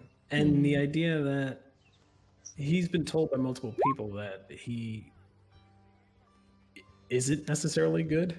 Yeah, there's some people who said he was fine, but and over time, a lot of it kind of compounded onto itself, and then with his changing of feelings also because of other reasons,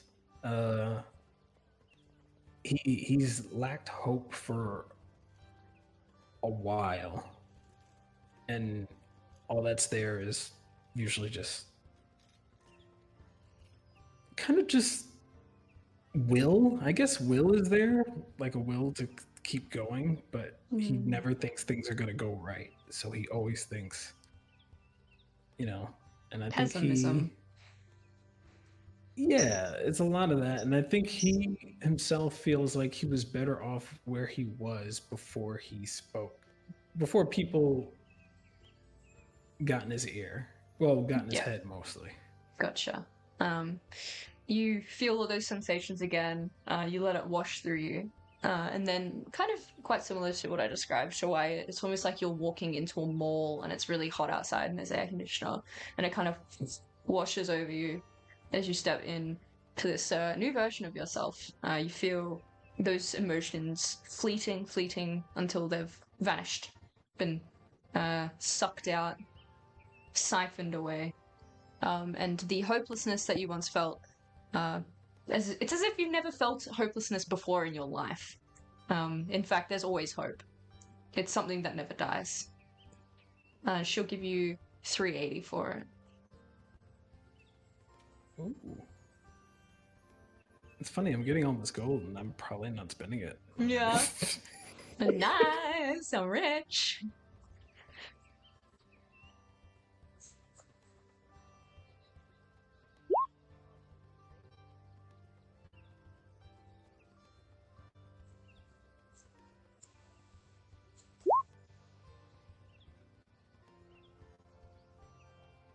And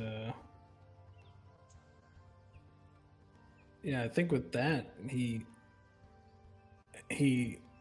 looks forward. He knows what he has to do, but he's also like, I think he kind of looks around at the shop. And he's not plagued by like other thoughts at the moment. It's like, this is a really nice shop you have.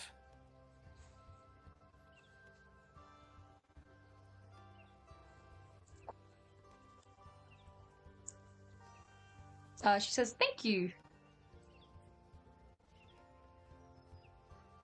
Oh. Right. Take care. Bye. See you She soon. just walks out. She sits down in her chair again. Oh, watch. He's going to need that hopelessness one day.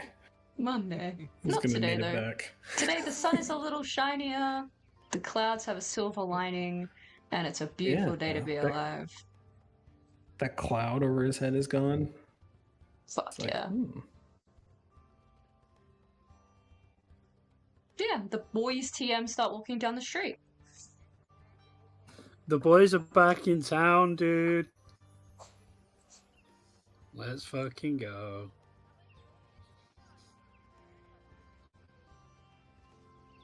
How many slots is the violin? I'd say 2. Yeah, Cass wouldn't. Mm-hmm. Ain't no room.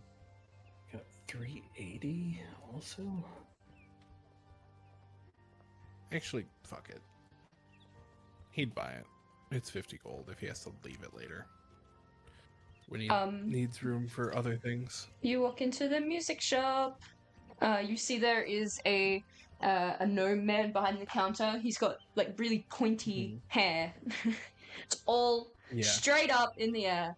And he looks around, he's got these like jam jar glasses on, and he says, "Hello!" Howdy. Sorry, I'm a little deaf in this ear. I'll tell you before we start talking. Alright. He speaks. Hang on. I have a feat for this, actually, surprisingly. Nice. Yay. He throws the voice to the other ear. He like looks around. Who is that? Foe. Foe. It's me. Don't act like this is the only whimsy you've seen. I know where the hell we're at. Oh, wow. Very intense. I like your style. Anyways, I'll take this fiddle. And he slides 50 gold over the counter. Absolutely. Are you a bard? I've been known to play music. Lovely. We've got a bit of a club getting together if you wanted to join up. No, we're just in town. Oh my god, my fucking mic.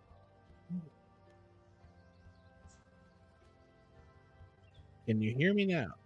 Maybe? Yeah. Maybe? Yeah. I sound like shit in my side tone. That's why It's I'm like, fine. freaking out. Yeah. We're just in town for a little bit.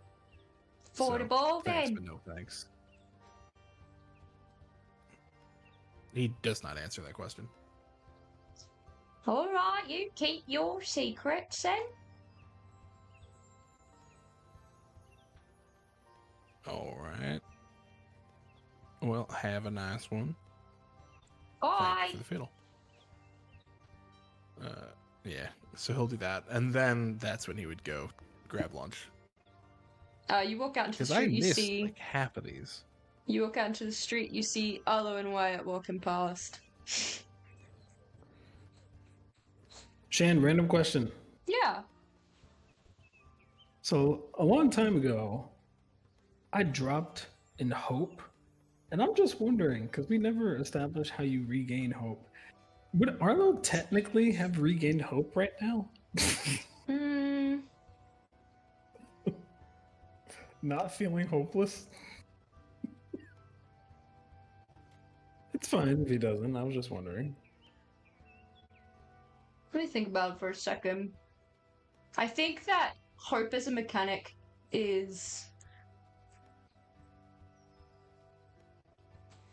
Yeah, you know what? I reckon you could regain a little hope from that. I'd say you regain about like 5 or so hope. You definitely wouldn't be up to 100 though. Okay.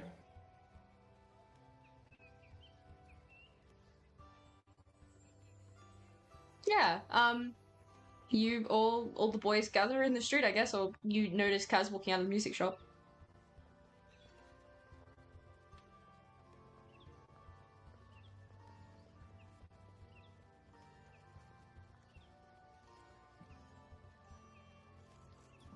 Hey, guys, look. The boys are back in town. He forgot. He got rid of a memory, but don't worry. I don't think he's ever going to feel it again. And I got rid of something. I'm not really sure what I got rid of, but He squints. I came from stores. I came from there twice. That's all I remember. Hey, you guys need to get to the tailor immediately. Lowen was offering to pay for your stuff, and that's not an offer you want to pass up on. And I'm thinking I'm going to be a guard, right? So because I am a guard, I should look like one, rather than looking like a guest. Asmir is very confused. I don't know, man. Isn't this like a clothing decision? I don't know if you should be making that. I shouldn't make clothing decisions? Nah, like, Lowen knows what they're doing, innit? Jesus Christ. How does... What?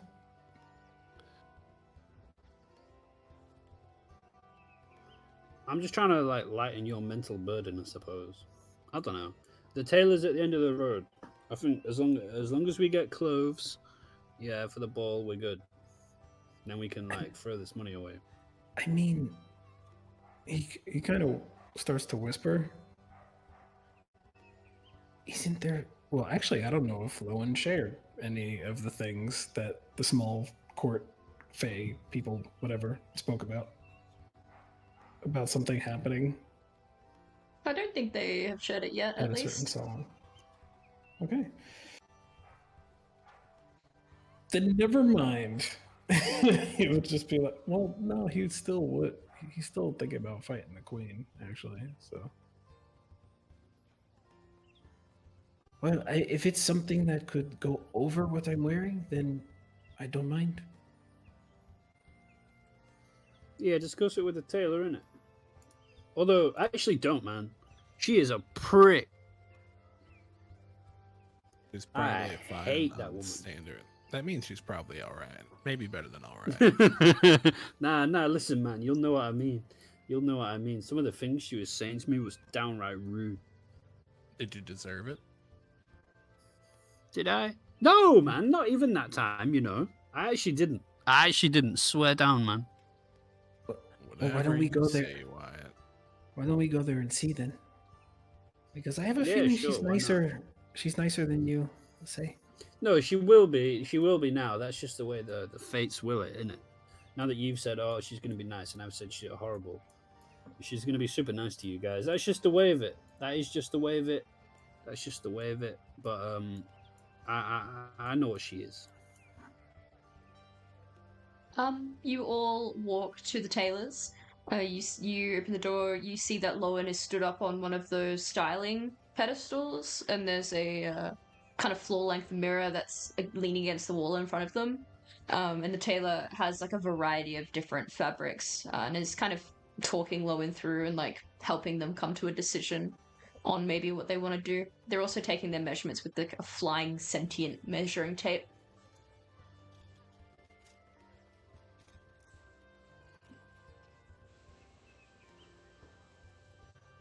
kind of quietly talking and look in the mirror to see the others. Oh, hey.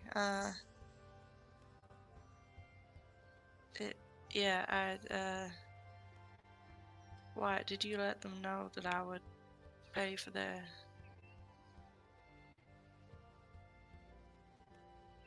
Yep.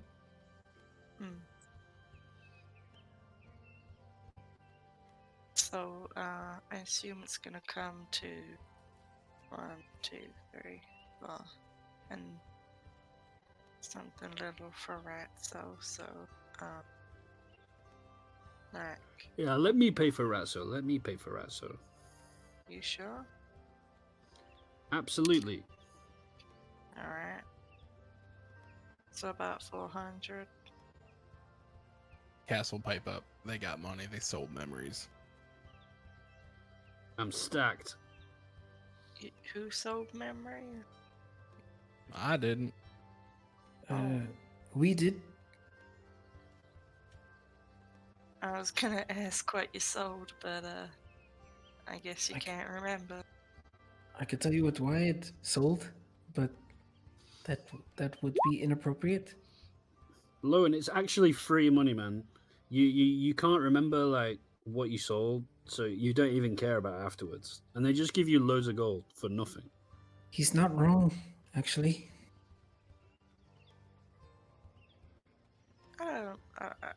I don't think there's any dislike enough that I would want to sell it. Even the bad memories mean something. Well, No, if trust you me, were it's were crazy. near, you would sell. You would have sold those memories. Wait, why didn't I sell that? They're a surprise tool that'll help us later. Right. Oh, because I didn't want to forget the people. That's why. Yeah, sure. Anyway, is there a way to wear some of these tailored suits or whatever over what I'm wearing right now? The Yuan-Ti lady looks over from behind where they're standing in front of Lowen and like inspects you. And your garb, you're wearing the like cloud camped armor, right? Yep, and like a hoodie and like a scarf. A hoodie and a scarf. They look at the hoodie and the scarf and they say, I'm not sure about the outer layers, but I think I could do something with the inner layers. Okay. Why, of course, you would want to be wearing armor at the ball is beyond me. They like make eye contact with you. Oh, I just don't like. To be honest, I don't trust that people won't take it. Very well. They look critical of you, but they don't say anything else. Oh yeah, Arlo's back, baby.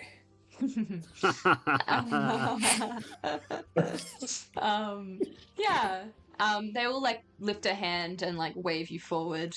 They turn to Lowen and they say, let me know your final decisions on fabric and I can start making your attire. I think I'll go. And they just kind of pick a few out. They nod. There's a kind of tiny little, like the stool from the corner of the room, like bumbles over. The Yuan-Ti says something in Sylvan to it. And I understand her. She says, fetch the fabrics, go upstairs, I'll meet you up there. And it does that, effectively. The fabrics are like bundled and lay across it, and it starts trundling up the stairs. And then they turn back and they wave Arlo to the pedestal so they can start measuring him without the hoodie and without the scarf. Oh, without the hoodie and without... Hold on. He'll start taking off the hoodie. Wyatt, you could go first. Go where? to be measured for your attire. Okay. Let's go, lady. You again. What's good? The measuring tape starts to wrap around various parts of your body, and you see numbers appearing on like a tiny piece of paper in the corner of the room. What were you thinking? I just want something green. Did my associate not pass on what I wanted? Of course. They glance at Lowen. They give Lowen a bit of a look like,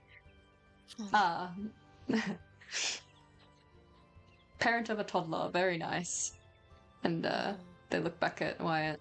Is there any final adjustments?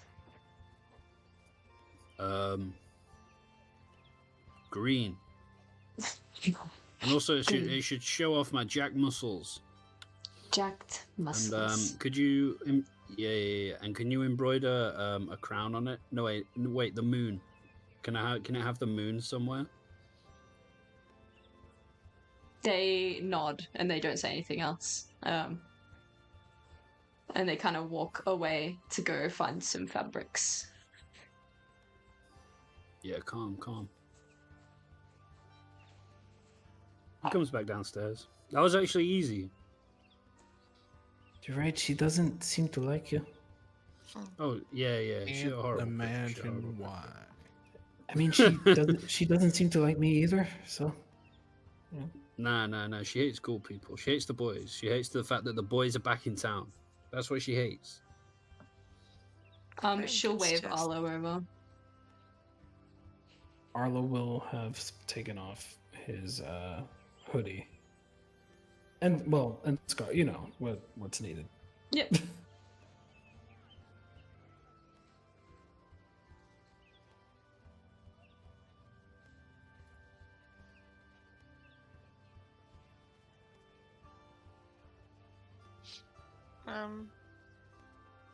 Rowan's gonna look at Wyatt and say, "Oh, you seem you seem happier with whatever you sold, so..." Yeah, maybe. Yeah. Nah, I quite like this. There's a sense of normality. I like the city. I like the city. And I'm hopeful. I'm optimistic. This is gonna work. I don't know exactly what it is. I don't know what we're doing really, but it's gonna work. I feel the same. This is being better. See, the boys are back in town, though. The boys are back in town. Rowan looks at Kaz. He's probably looking for something off the rack.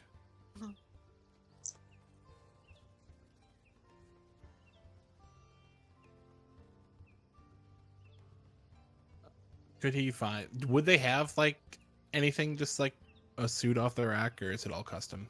They have upstairs almost entirely rack clothing. Okay. Yeah, he'd just pick out, like, a classic... As close to a classic black suit as you could find in here. And just ask it to be tailored. Yep. Just add it to the pile. Thank you kindly. Right, whatever you make, could it be blue? Kind of like me, but not exactly my color, like a darker blue. And I have an idea for something, if you don't mind. What's the idea? But I need to buy it first. Okay. And she gives you a concerned look and then nods and lets you step down. The measuring tape, like, relinquishes itself from one of your biceps or whatever. Yeah. Which was jacked. And then he'll... so big. It broke it. What the fuck? He'll leave. He'll walk out. And he's going to go to the crisscross tailors. Wait, this is crisscross tailors, isn't it? Yes. So walk outside, you turn around, you walk back inside. Well, I see Arlo walk out, do a 360 and walk back in. I'm like, we are so back. We are so back. We are so back. He actually is like, Actually, I saw it. I just thought it was somewhere else. And he points at the griffin feathers. Oh, nice. You For the want kid. this? Yes, but I'd like to make it a personal, put a little personal touch on it. Mm-hmm. Yes. He shows his flotsam. So you pick see, up the fox. yeah, he actually picks it up. The flotsam. Yeah. And he's like, all right, you see the feathers here? Mm-hmm. Could you change it to look like that? You want it to look like you want the feathers on the griffin cape to look like the feathers on your Peacock feathers, basically. Yes, got peacock. it. Absolutely. Yeah. Mhm. She sighs very deeply, and then stares at the sky for like strength, and then looks at you and says, "I can do it, but it will cost a little extra. Okay. 50 gold extra." Oh, I was going to give you 300, but okay. I'll take 300 too. Well, you already said so. Here. It's gonna So give- it'll cost 150 for the cape, and then like 50 for the and then adjustment, 50. and Yeah, then so another 200 150. Oh no, sorry, another 100 for the regalia itself. total. So another 100. So that's 300 total. I think so.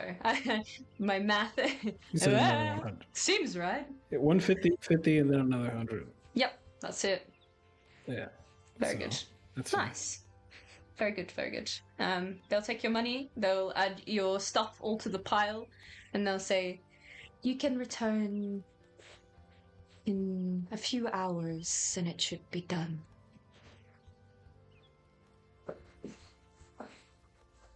Thank you. Thank you kindly. Thank you. They bow.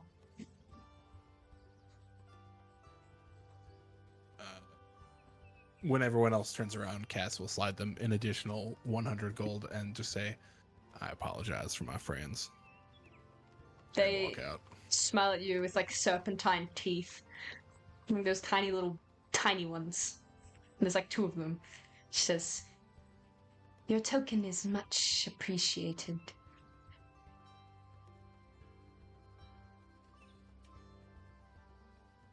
You will He emerge just into the nods. ship.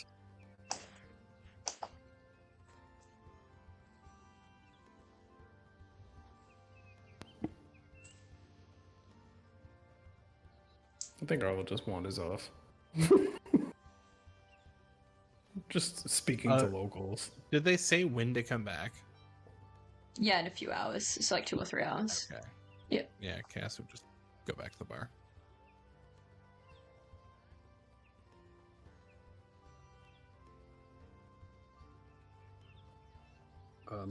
If no one else has got anything pressing immediately, I would like to go to the blacksmith. Mm-hmm. You go to the blacksmith. I would like to wander in, poke my head in, cover my mouth from the heat and the thin smell of smoke. Mm-hmm. It's mostly green flame that's kind of bursting up through the chimneys and unraveling itself in a very unruly and uncontrolled way throughout the forge. Most of it's heatless, some of it is a little spicy. Ooh, spicy. I'd like to wander in. Hello? You're right!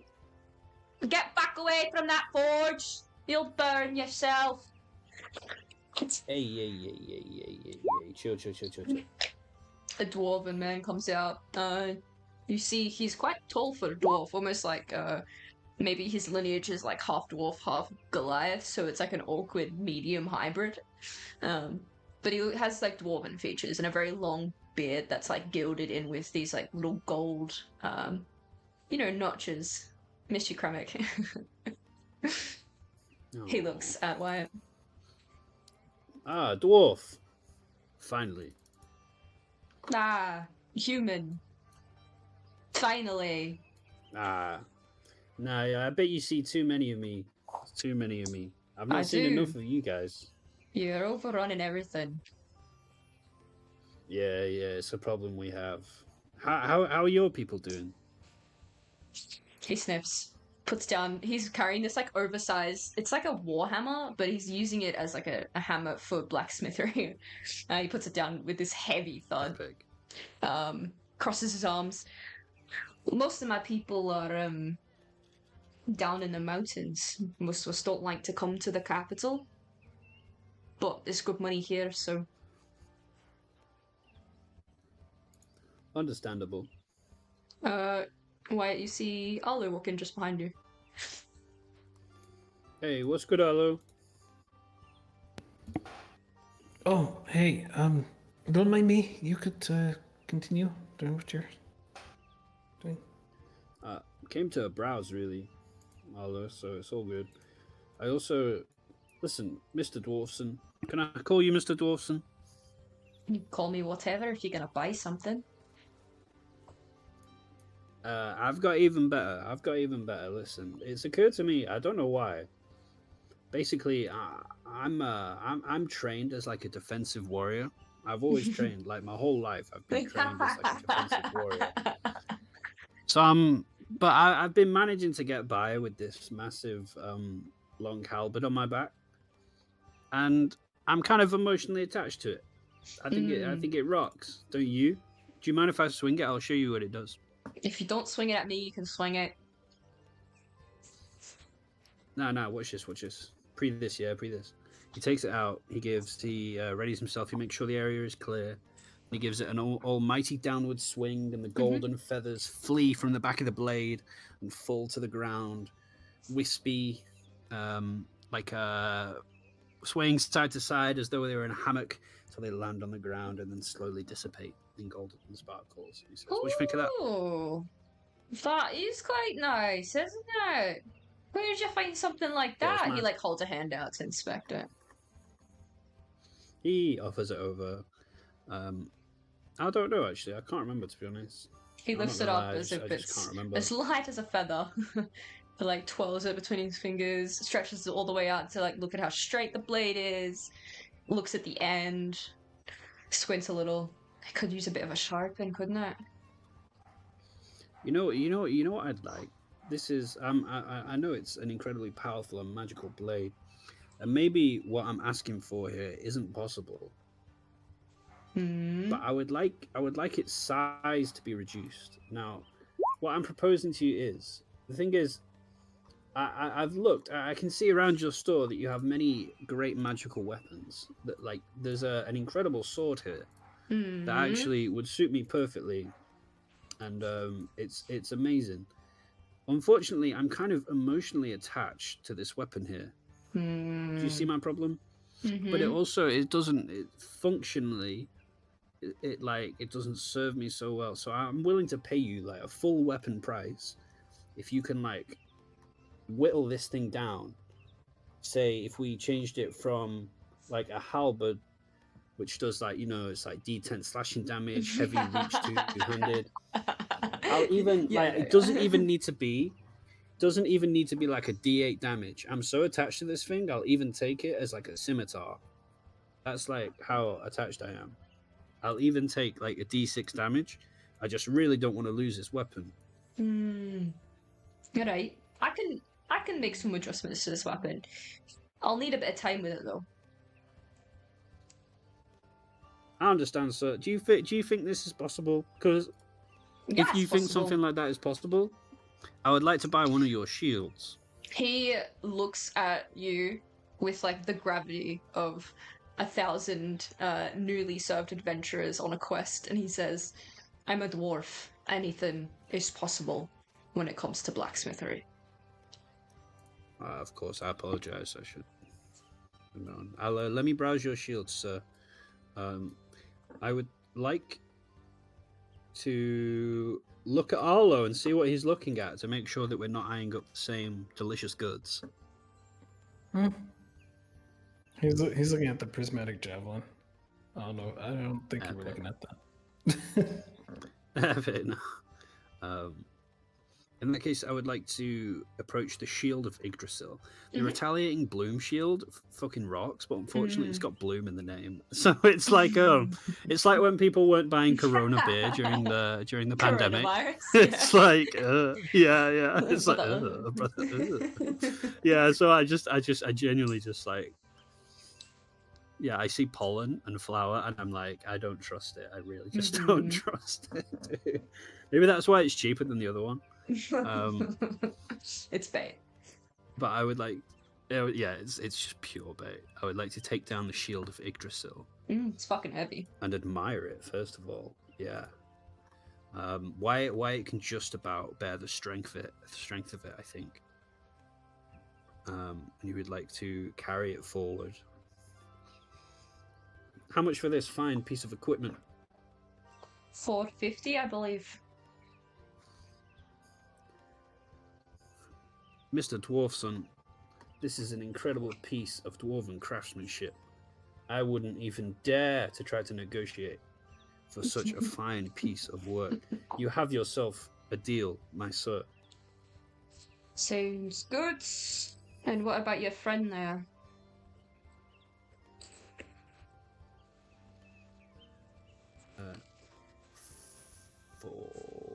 He looks at Arlo.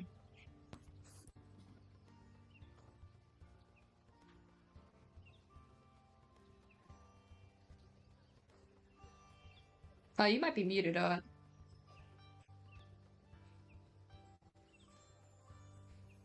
Oh damn, I was muted.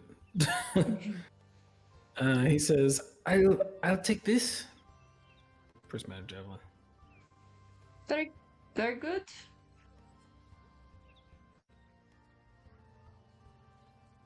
I think it's 350. Yeah, just make sure you drop the price in the thingies, the threads.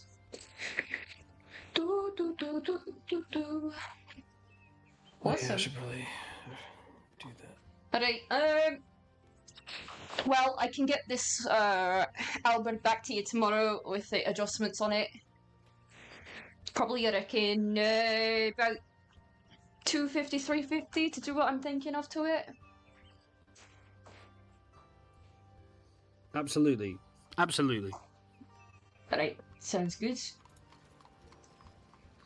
What else did I get? I will return tomorrow. Sounds good. Thank you. Although I'll be outside. The shield is going to be 3 slots. The javelin is also going to be 3 slots.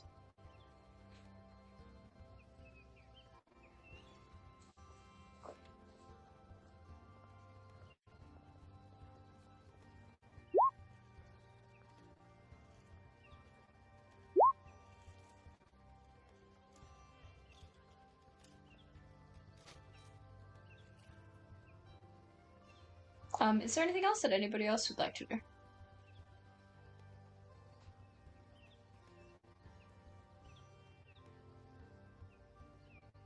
I'm good. Lucille Lockett. Okay. Alright. Arlo, Wyatt, anything else? Oh, Lucy? Sorry, I need to That's remove alright. some more gold. I just forgot. I'm paying for the boys as well. I already paid for mine. Yeah, that's fine. Oh, did I? Isn't that what I paid for already? At the shop? Or was that just for the cape?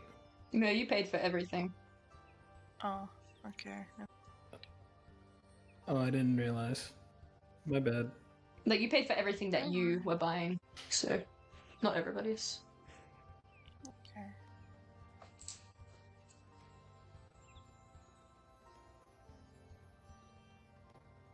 Awesome. Lucy, did you want to do anything? I don't think so. Okie dokie. Wyatt / Arlo, anything else? Nope.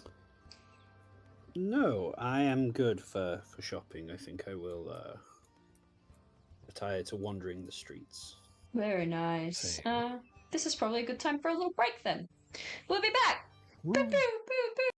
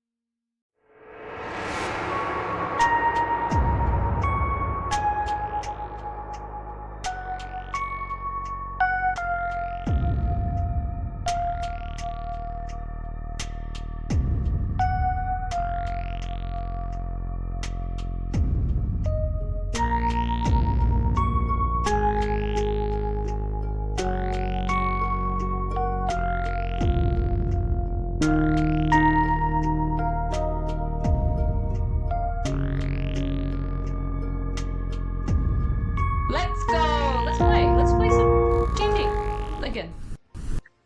Yeah, so a few hours passes. You've got some spare time if you want to hang out. But at some point we should meander towards the Grand Ball of Midsummer, hosted at the Palace of Elfame. That's But you're not in a right. rush. His suit, TM. Looks good. Yeah. I won't ask anyone to describe it now, because, you know, take your time with it. Think about what it looks like. We'll get to it next week or sometime.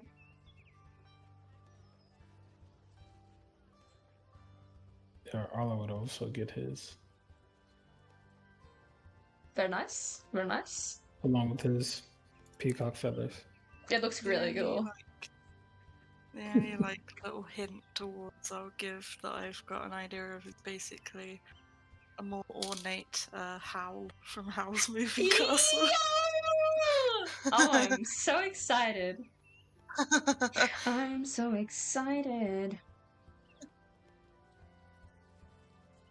Fucking based. I would like to try to gather everyone, Very good. if possible, you know, at some point, just to yo, let's sit and briefly discuss this ball.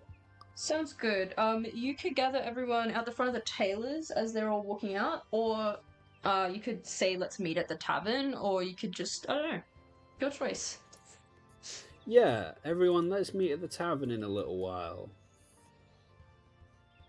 And then a little while passes. Nice. A few moments later.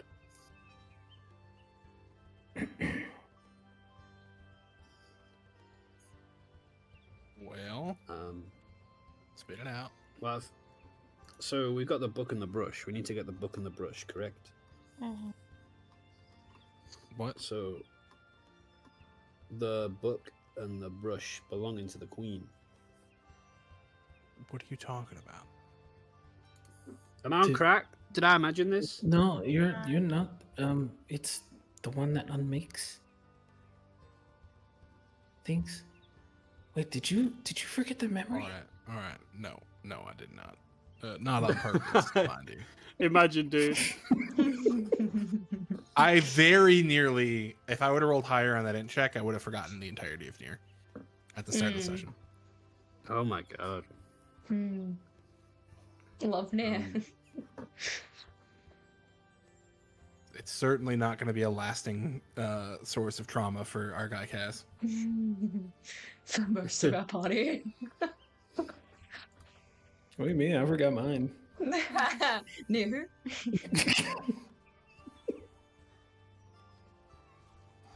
So, obviously, we've got to stay disguised, and we don't want to cause a ruckus.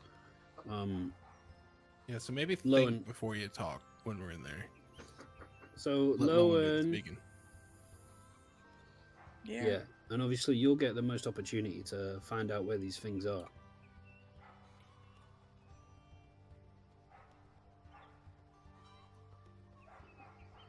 But also, I listen, mean, what? No, please. I mean, I was just gonna say, if anything, I think it's you guys who are gonna be more likely to go and find them. I think the Queen's gonna have her eye on them more than you guys. True. Do you think it would But be also- on her, or probably stashed somewhere? I don't know. I don't think she would parade it around at the bar. But who knows? I've never met this one.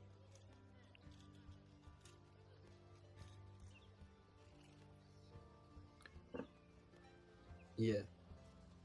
So if we find any opportunities to slink away, we can. And, as long as we think about good cover stories beforehand. Also remember that we have little animal friends who can go spying if we need to. And also, I've been thinking, we might not be able to communicate directly, but if we hold up one finger to say we're okay, 2 fingers to say bad, and 3 fingers to say come here. We could be like spies.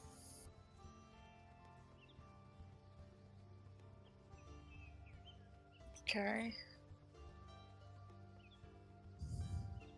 I actually kind of like that, I'm going to be honest.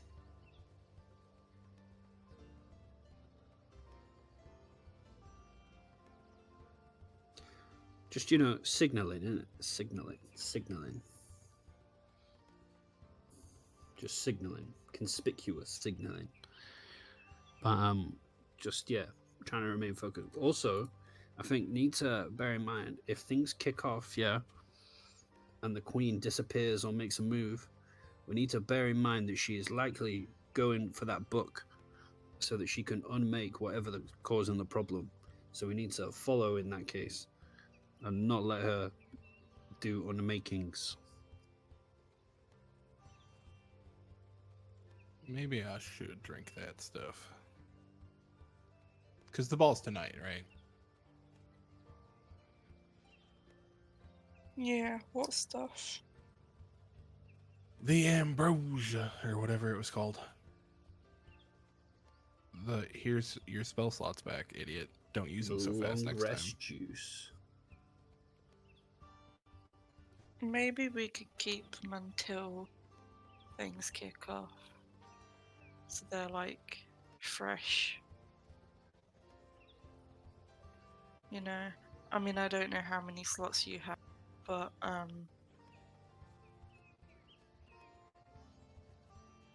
personally, and I think even with Cass just kind of understanding this, I don't want to waste an action at the start of whatever's happening to drink this.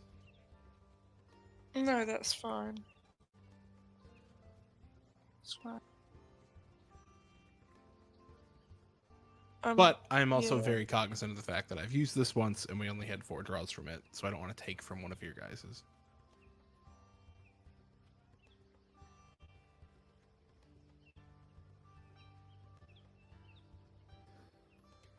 I'm good. I'm good for it, I think. My shield is basically a whole new, I don't know, class feature. I'm not attuned to it, but just the AC bump is as good as a long rest for me.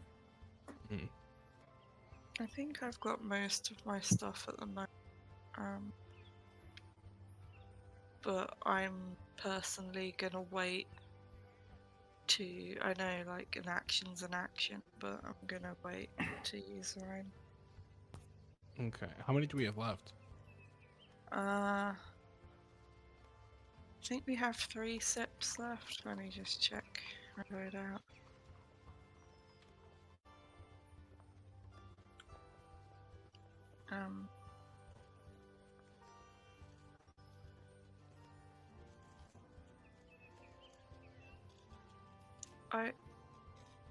For some reason I've got ambrosia, and then in I've got 3 sips, 1. I don't know. Oh, that 1 means 1 slot, sorry. Okay, so we've got 3 sips left in 1 bottle. I don't know if anyone else is carrying one. No, I think you're the only one. Okay. At least I know I don't have any. No, I don't have any. I do not have any. Okay. So is this after... Oh, go ahead. No, please. I was going to ask Shan, is this after we picked up our suits? Before we're heading? Or is this... This is after you picked up your suit, So that's what this time is right now? Yeah, you've kind of just got a little bit of time before you head over towards the ball. Okay. I was actually going to ask if I could just poke my head out, shout, Morris! And ask him where we can get changed and stuff. As you go to scream, and you do scream, the waitress kind of walks over and, with a very, polite but very strained expression says, "Is there anything that I can help you with?" Yeah, do you know where Morris is? I do not know a Morris. But if you could not scream in the tavern, that would be excellent. Can I get changed in the back of your tavern? Yes. We also have bats for ire. They look you up and down. How much? 1 gold. Yeah. Yeah, here's an extra gold. In fact, no, here's 5 gold. I want to rent out a whole bath for me and my rat. She nods. She'll take you to the baths, which are kind of in the back area. Excellent. I'll also rent one, so I'll put down a gold. Moose. Yeah, Arlo needs to change. Same. Yep. Casting, enough. scuba bathing, change. There's enough for everyone here. Okay. Wyatt is like giggling to himself, and then he shouts like through the wall at Arlo, and he goes, "Marco!" Arlo's actually in another room, and that's just the room that like Kaz is in or something. Yeah, God damn it! Yep. If you have a high enough perception, you may hear a loud sigh. Wyatt, no, Wyatt doesn't. He just like sinks under bubbles and like trills his lips. Sadly.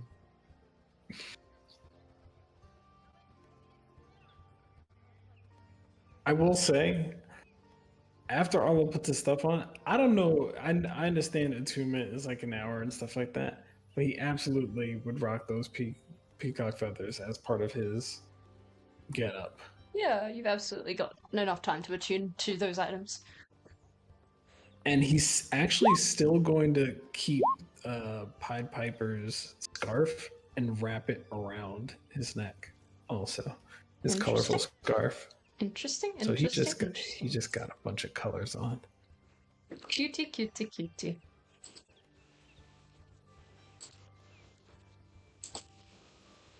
If we can attune, Castle attune to the mask as well. Mm-hmm. Yeah. Oh, sweet. Let's go. Are you gonna show up with the mat? Oh no, you said you're not gonna wear it. Never mind. On his shoulder. It is with a heavy heart that I must announce that I have unattuned from the Rolex of protection. Oh no. Yeah, it will be back, guys. Don't worry. You also I have figure I should a let. free attunement slot from your halberd not being on your person. That's not attunement, you know. Isn't it? Okay, there you go. Isn't it? Wait, is it? Am I on crack? Have I? I might have been. I actually don't I might know. have been cheating the whole time. I don't know. Just so you know, I unattuned from the hoodie of displacement Yep, no worries. for the other thing. That's no wakas. Cool. Mind me, I'm just gonna roll some coquinos for a sec. Got to add these little guys in. Breaks my little heart. Awesome. Is there anything else that anyone would like to do before you start to head towards the Grand Ball of Midsummer? No. I got nothing. Awesome. Lowen, Kaz. No, just grab the suit, get ready, wait to go. Awesome. You start to head up the hill towards the Royal Palace of Elfame. The castle comes into view in all of its glory. It has glistening red turrets, and you notice there's 2 large banners flung over each side. Each of the major kind of 4 turrets at the front that have a red heart upon them. This is kind of what it looks like.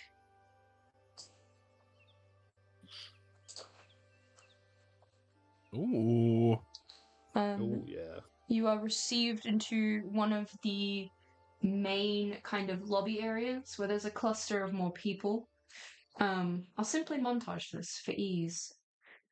You are greeted by various people. They see Lowen. Most of them kind of nod. Most of them kind of bow. And eventually you emerge into a large ballroom. And it is absolutely filled with people.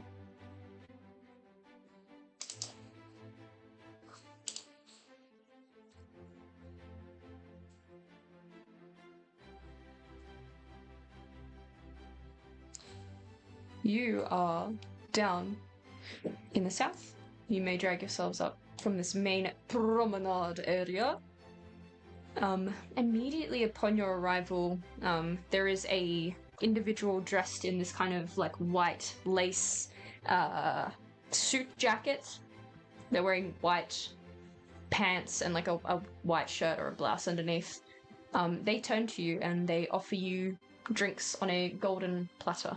And this is what they look like. Ooh, I'm gonna boost everyone, I guess. Just a lady. Oh god, this room's huge. This is what they look like. Oh. Huh. Okay. They look at you expectantly as if they're waiting for you to take the drink. I take a drink. Yeah, I'll take a drink as well. Pass also. It's a fizzy champagne-looking substance. They kind of nod slightly and they turn and they walk off without saying a single thing. Arlo doesn't drink it though, he just holds it.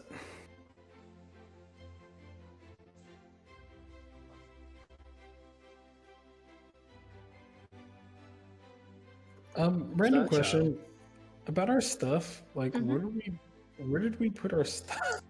I dropped it in the chat, but you can leave it in that room that Blitz hired, the one that he paid like 5 gold for. He kind of hid it up for the evening. Okay, cool.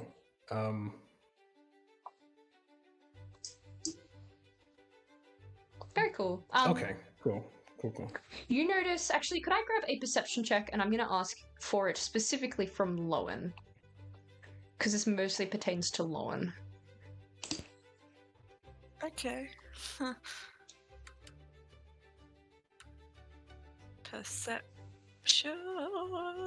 Perception. Oh, bloody hell. What did you know roll? what? I accidentally rolled to GM and I got that, but I'm gonna use my 2d6 to add to that. Very nice. Oh, for fuck's sake, okay.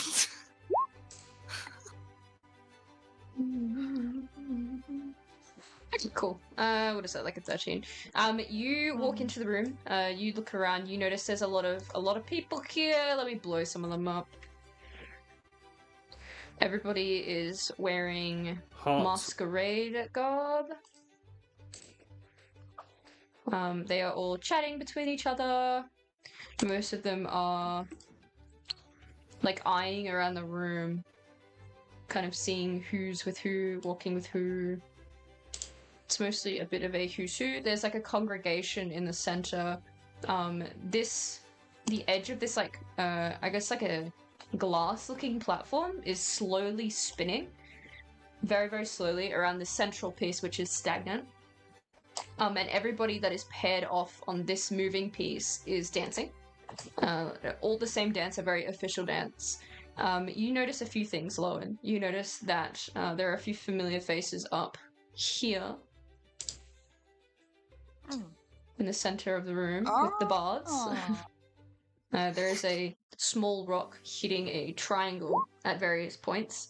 A rabbit with the strangest trumpet you've ever seen, and a small gnome that has tiny little acorn maracas. And somehow it's a vibe. The bard in the center is carrying clearly. You also notice a few other people that you would have met at the hideaway, the burrow. You notice... Where shall I start here? There are two hobbits called, or halflings called, Bellaway and Alana. This is Bellaway, this is Alana. You went to their house, which is where the meeting was held. They're really cute. And they're dancing together. And they're in love. Oh. Yeah. And that's all that matters in the world. There is Ugi. They are from the Giant Kingdom. And their brother is known as Falhone, and he is the king of the Giant Court. Though he doesn't call himself that in this situation. You've got Sunny. Oh, yeah. And you've got Holly, who are dancing together. And you've also got, you spy up in the top corner, Curtis. Oh, big map. These three are part of Hook's men, Captain Hook, and they've been sent by him as representatives. You've also got Giwa, who's Queen of the Mermaids. Again, doesn't call herself that. What's good? You've got Esho around here somewhere, who is a representative from the Dream Court. Over here is Rystad. He represents the dwarves. And then you've got Steel from the Gremlin clan. And his best friend Royne. And they're dancing together. So you remember all of the people that showed their faces trying to organize and coordinate the rebellion movement are here. None of them obviously seem to have been found out. You also notice one more thing that I shall point out to you. There are people walking around in, like, I guess, servants' attire. They're all carrying these plates. You notice they look very different from the people that are here, mostly because they look significantly less elegant. That's the main thing. I gotta go find them all. There's this one. There's this one. Yeah, you guys are realizing what I did a second ago. Yep. And there's this one.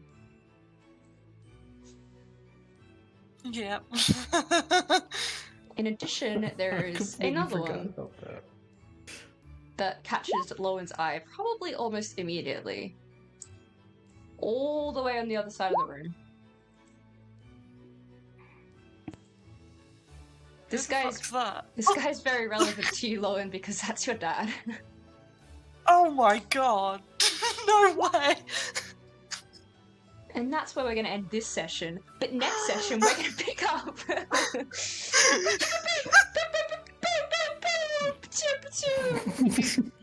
See everybody next time. Thank you for watching on Twitch. We love you very much. Woo!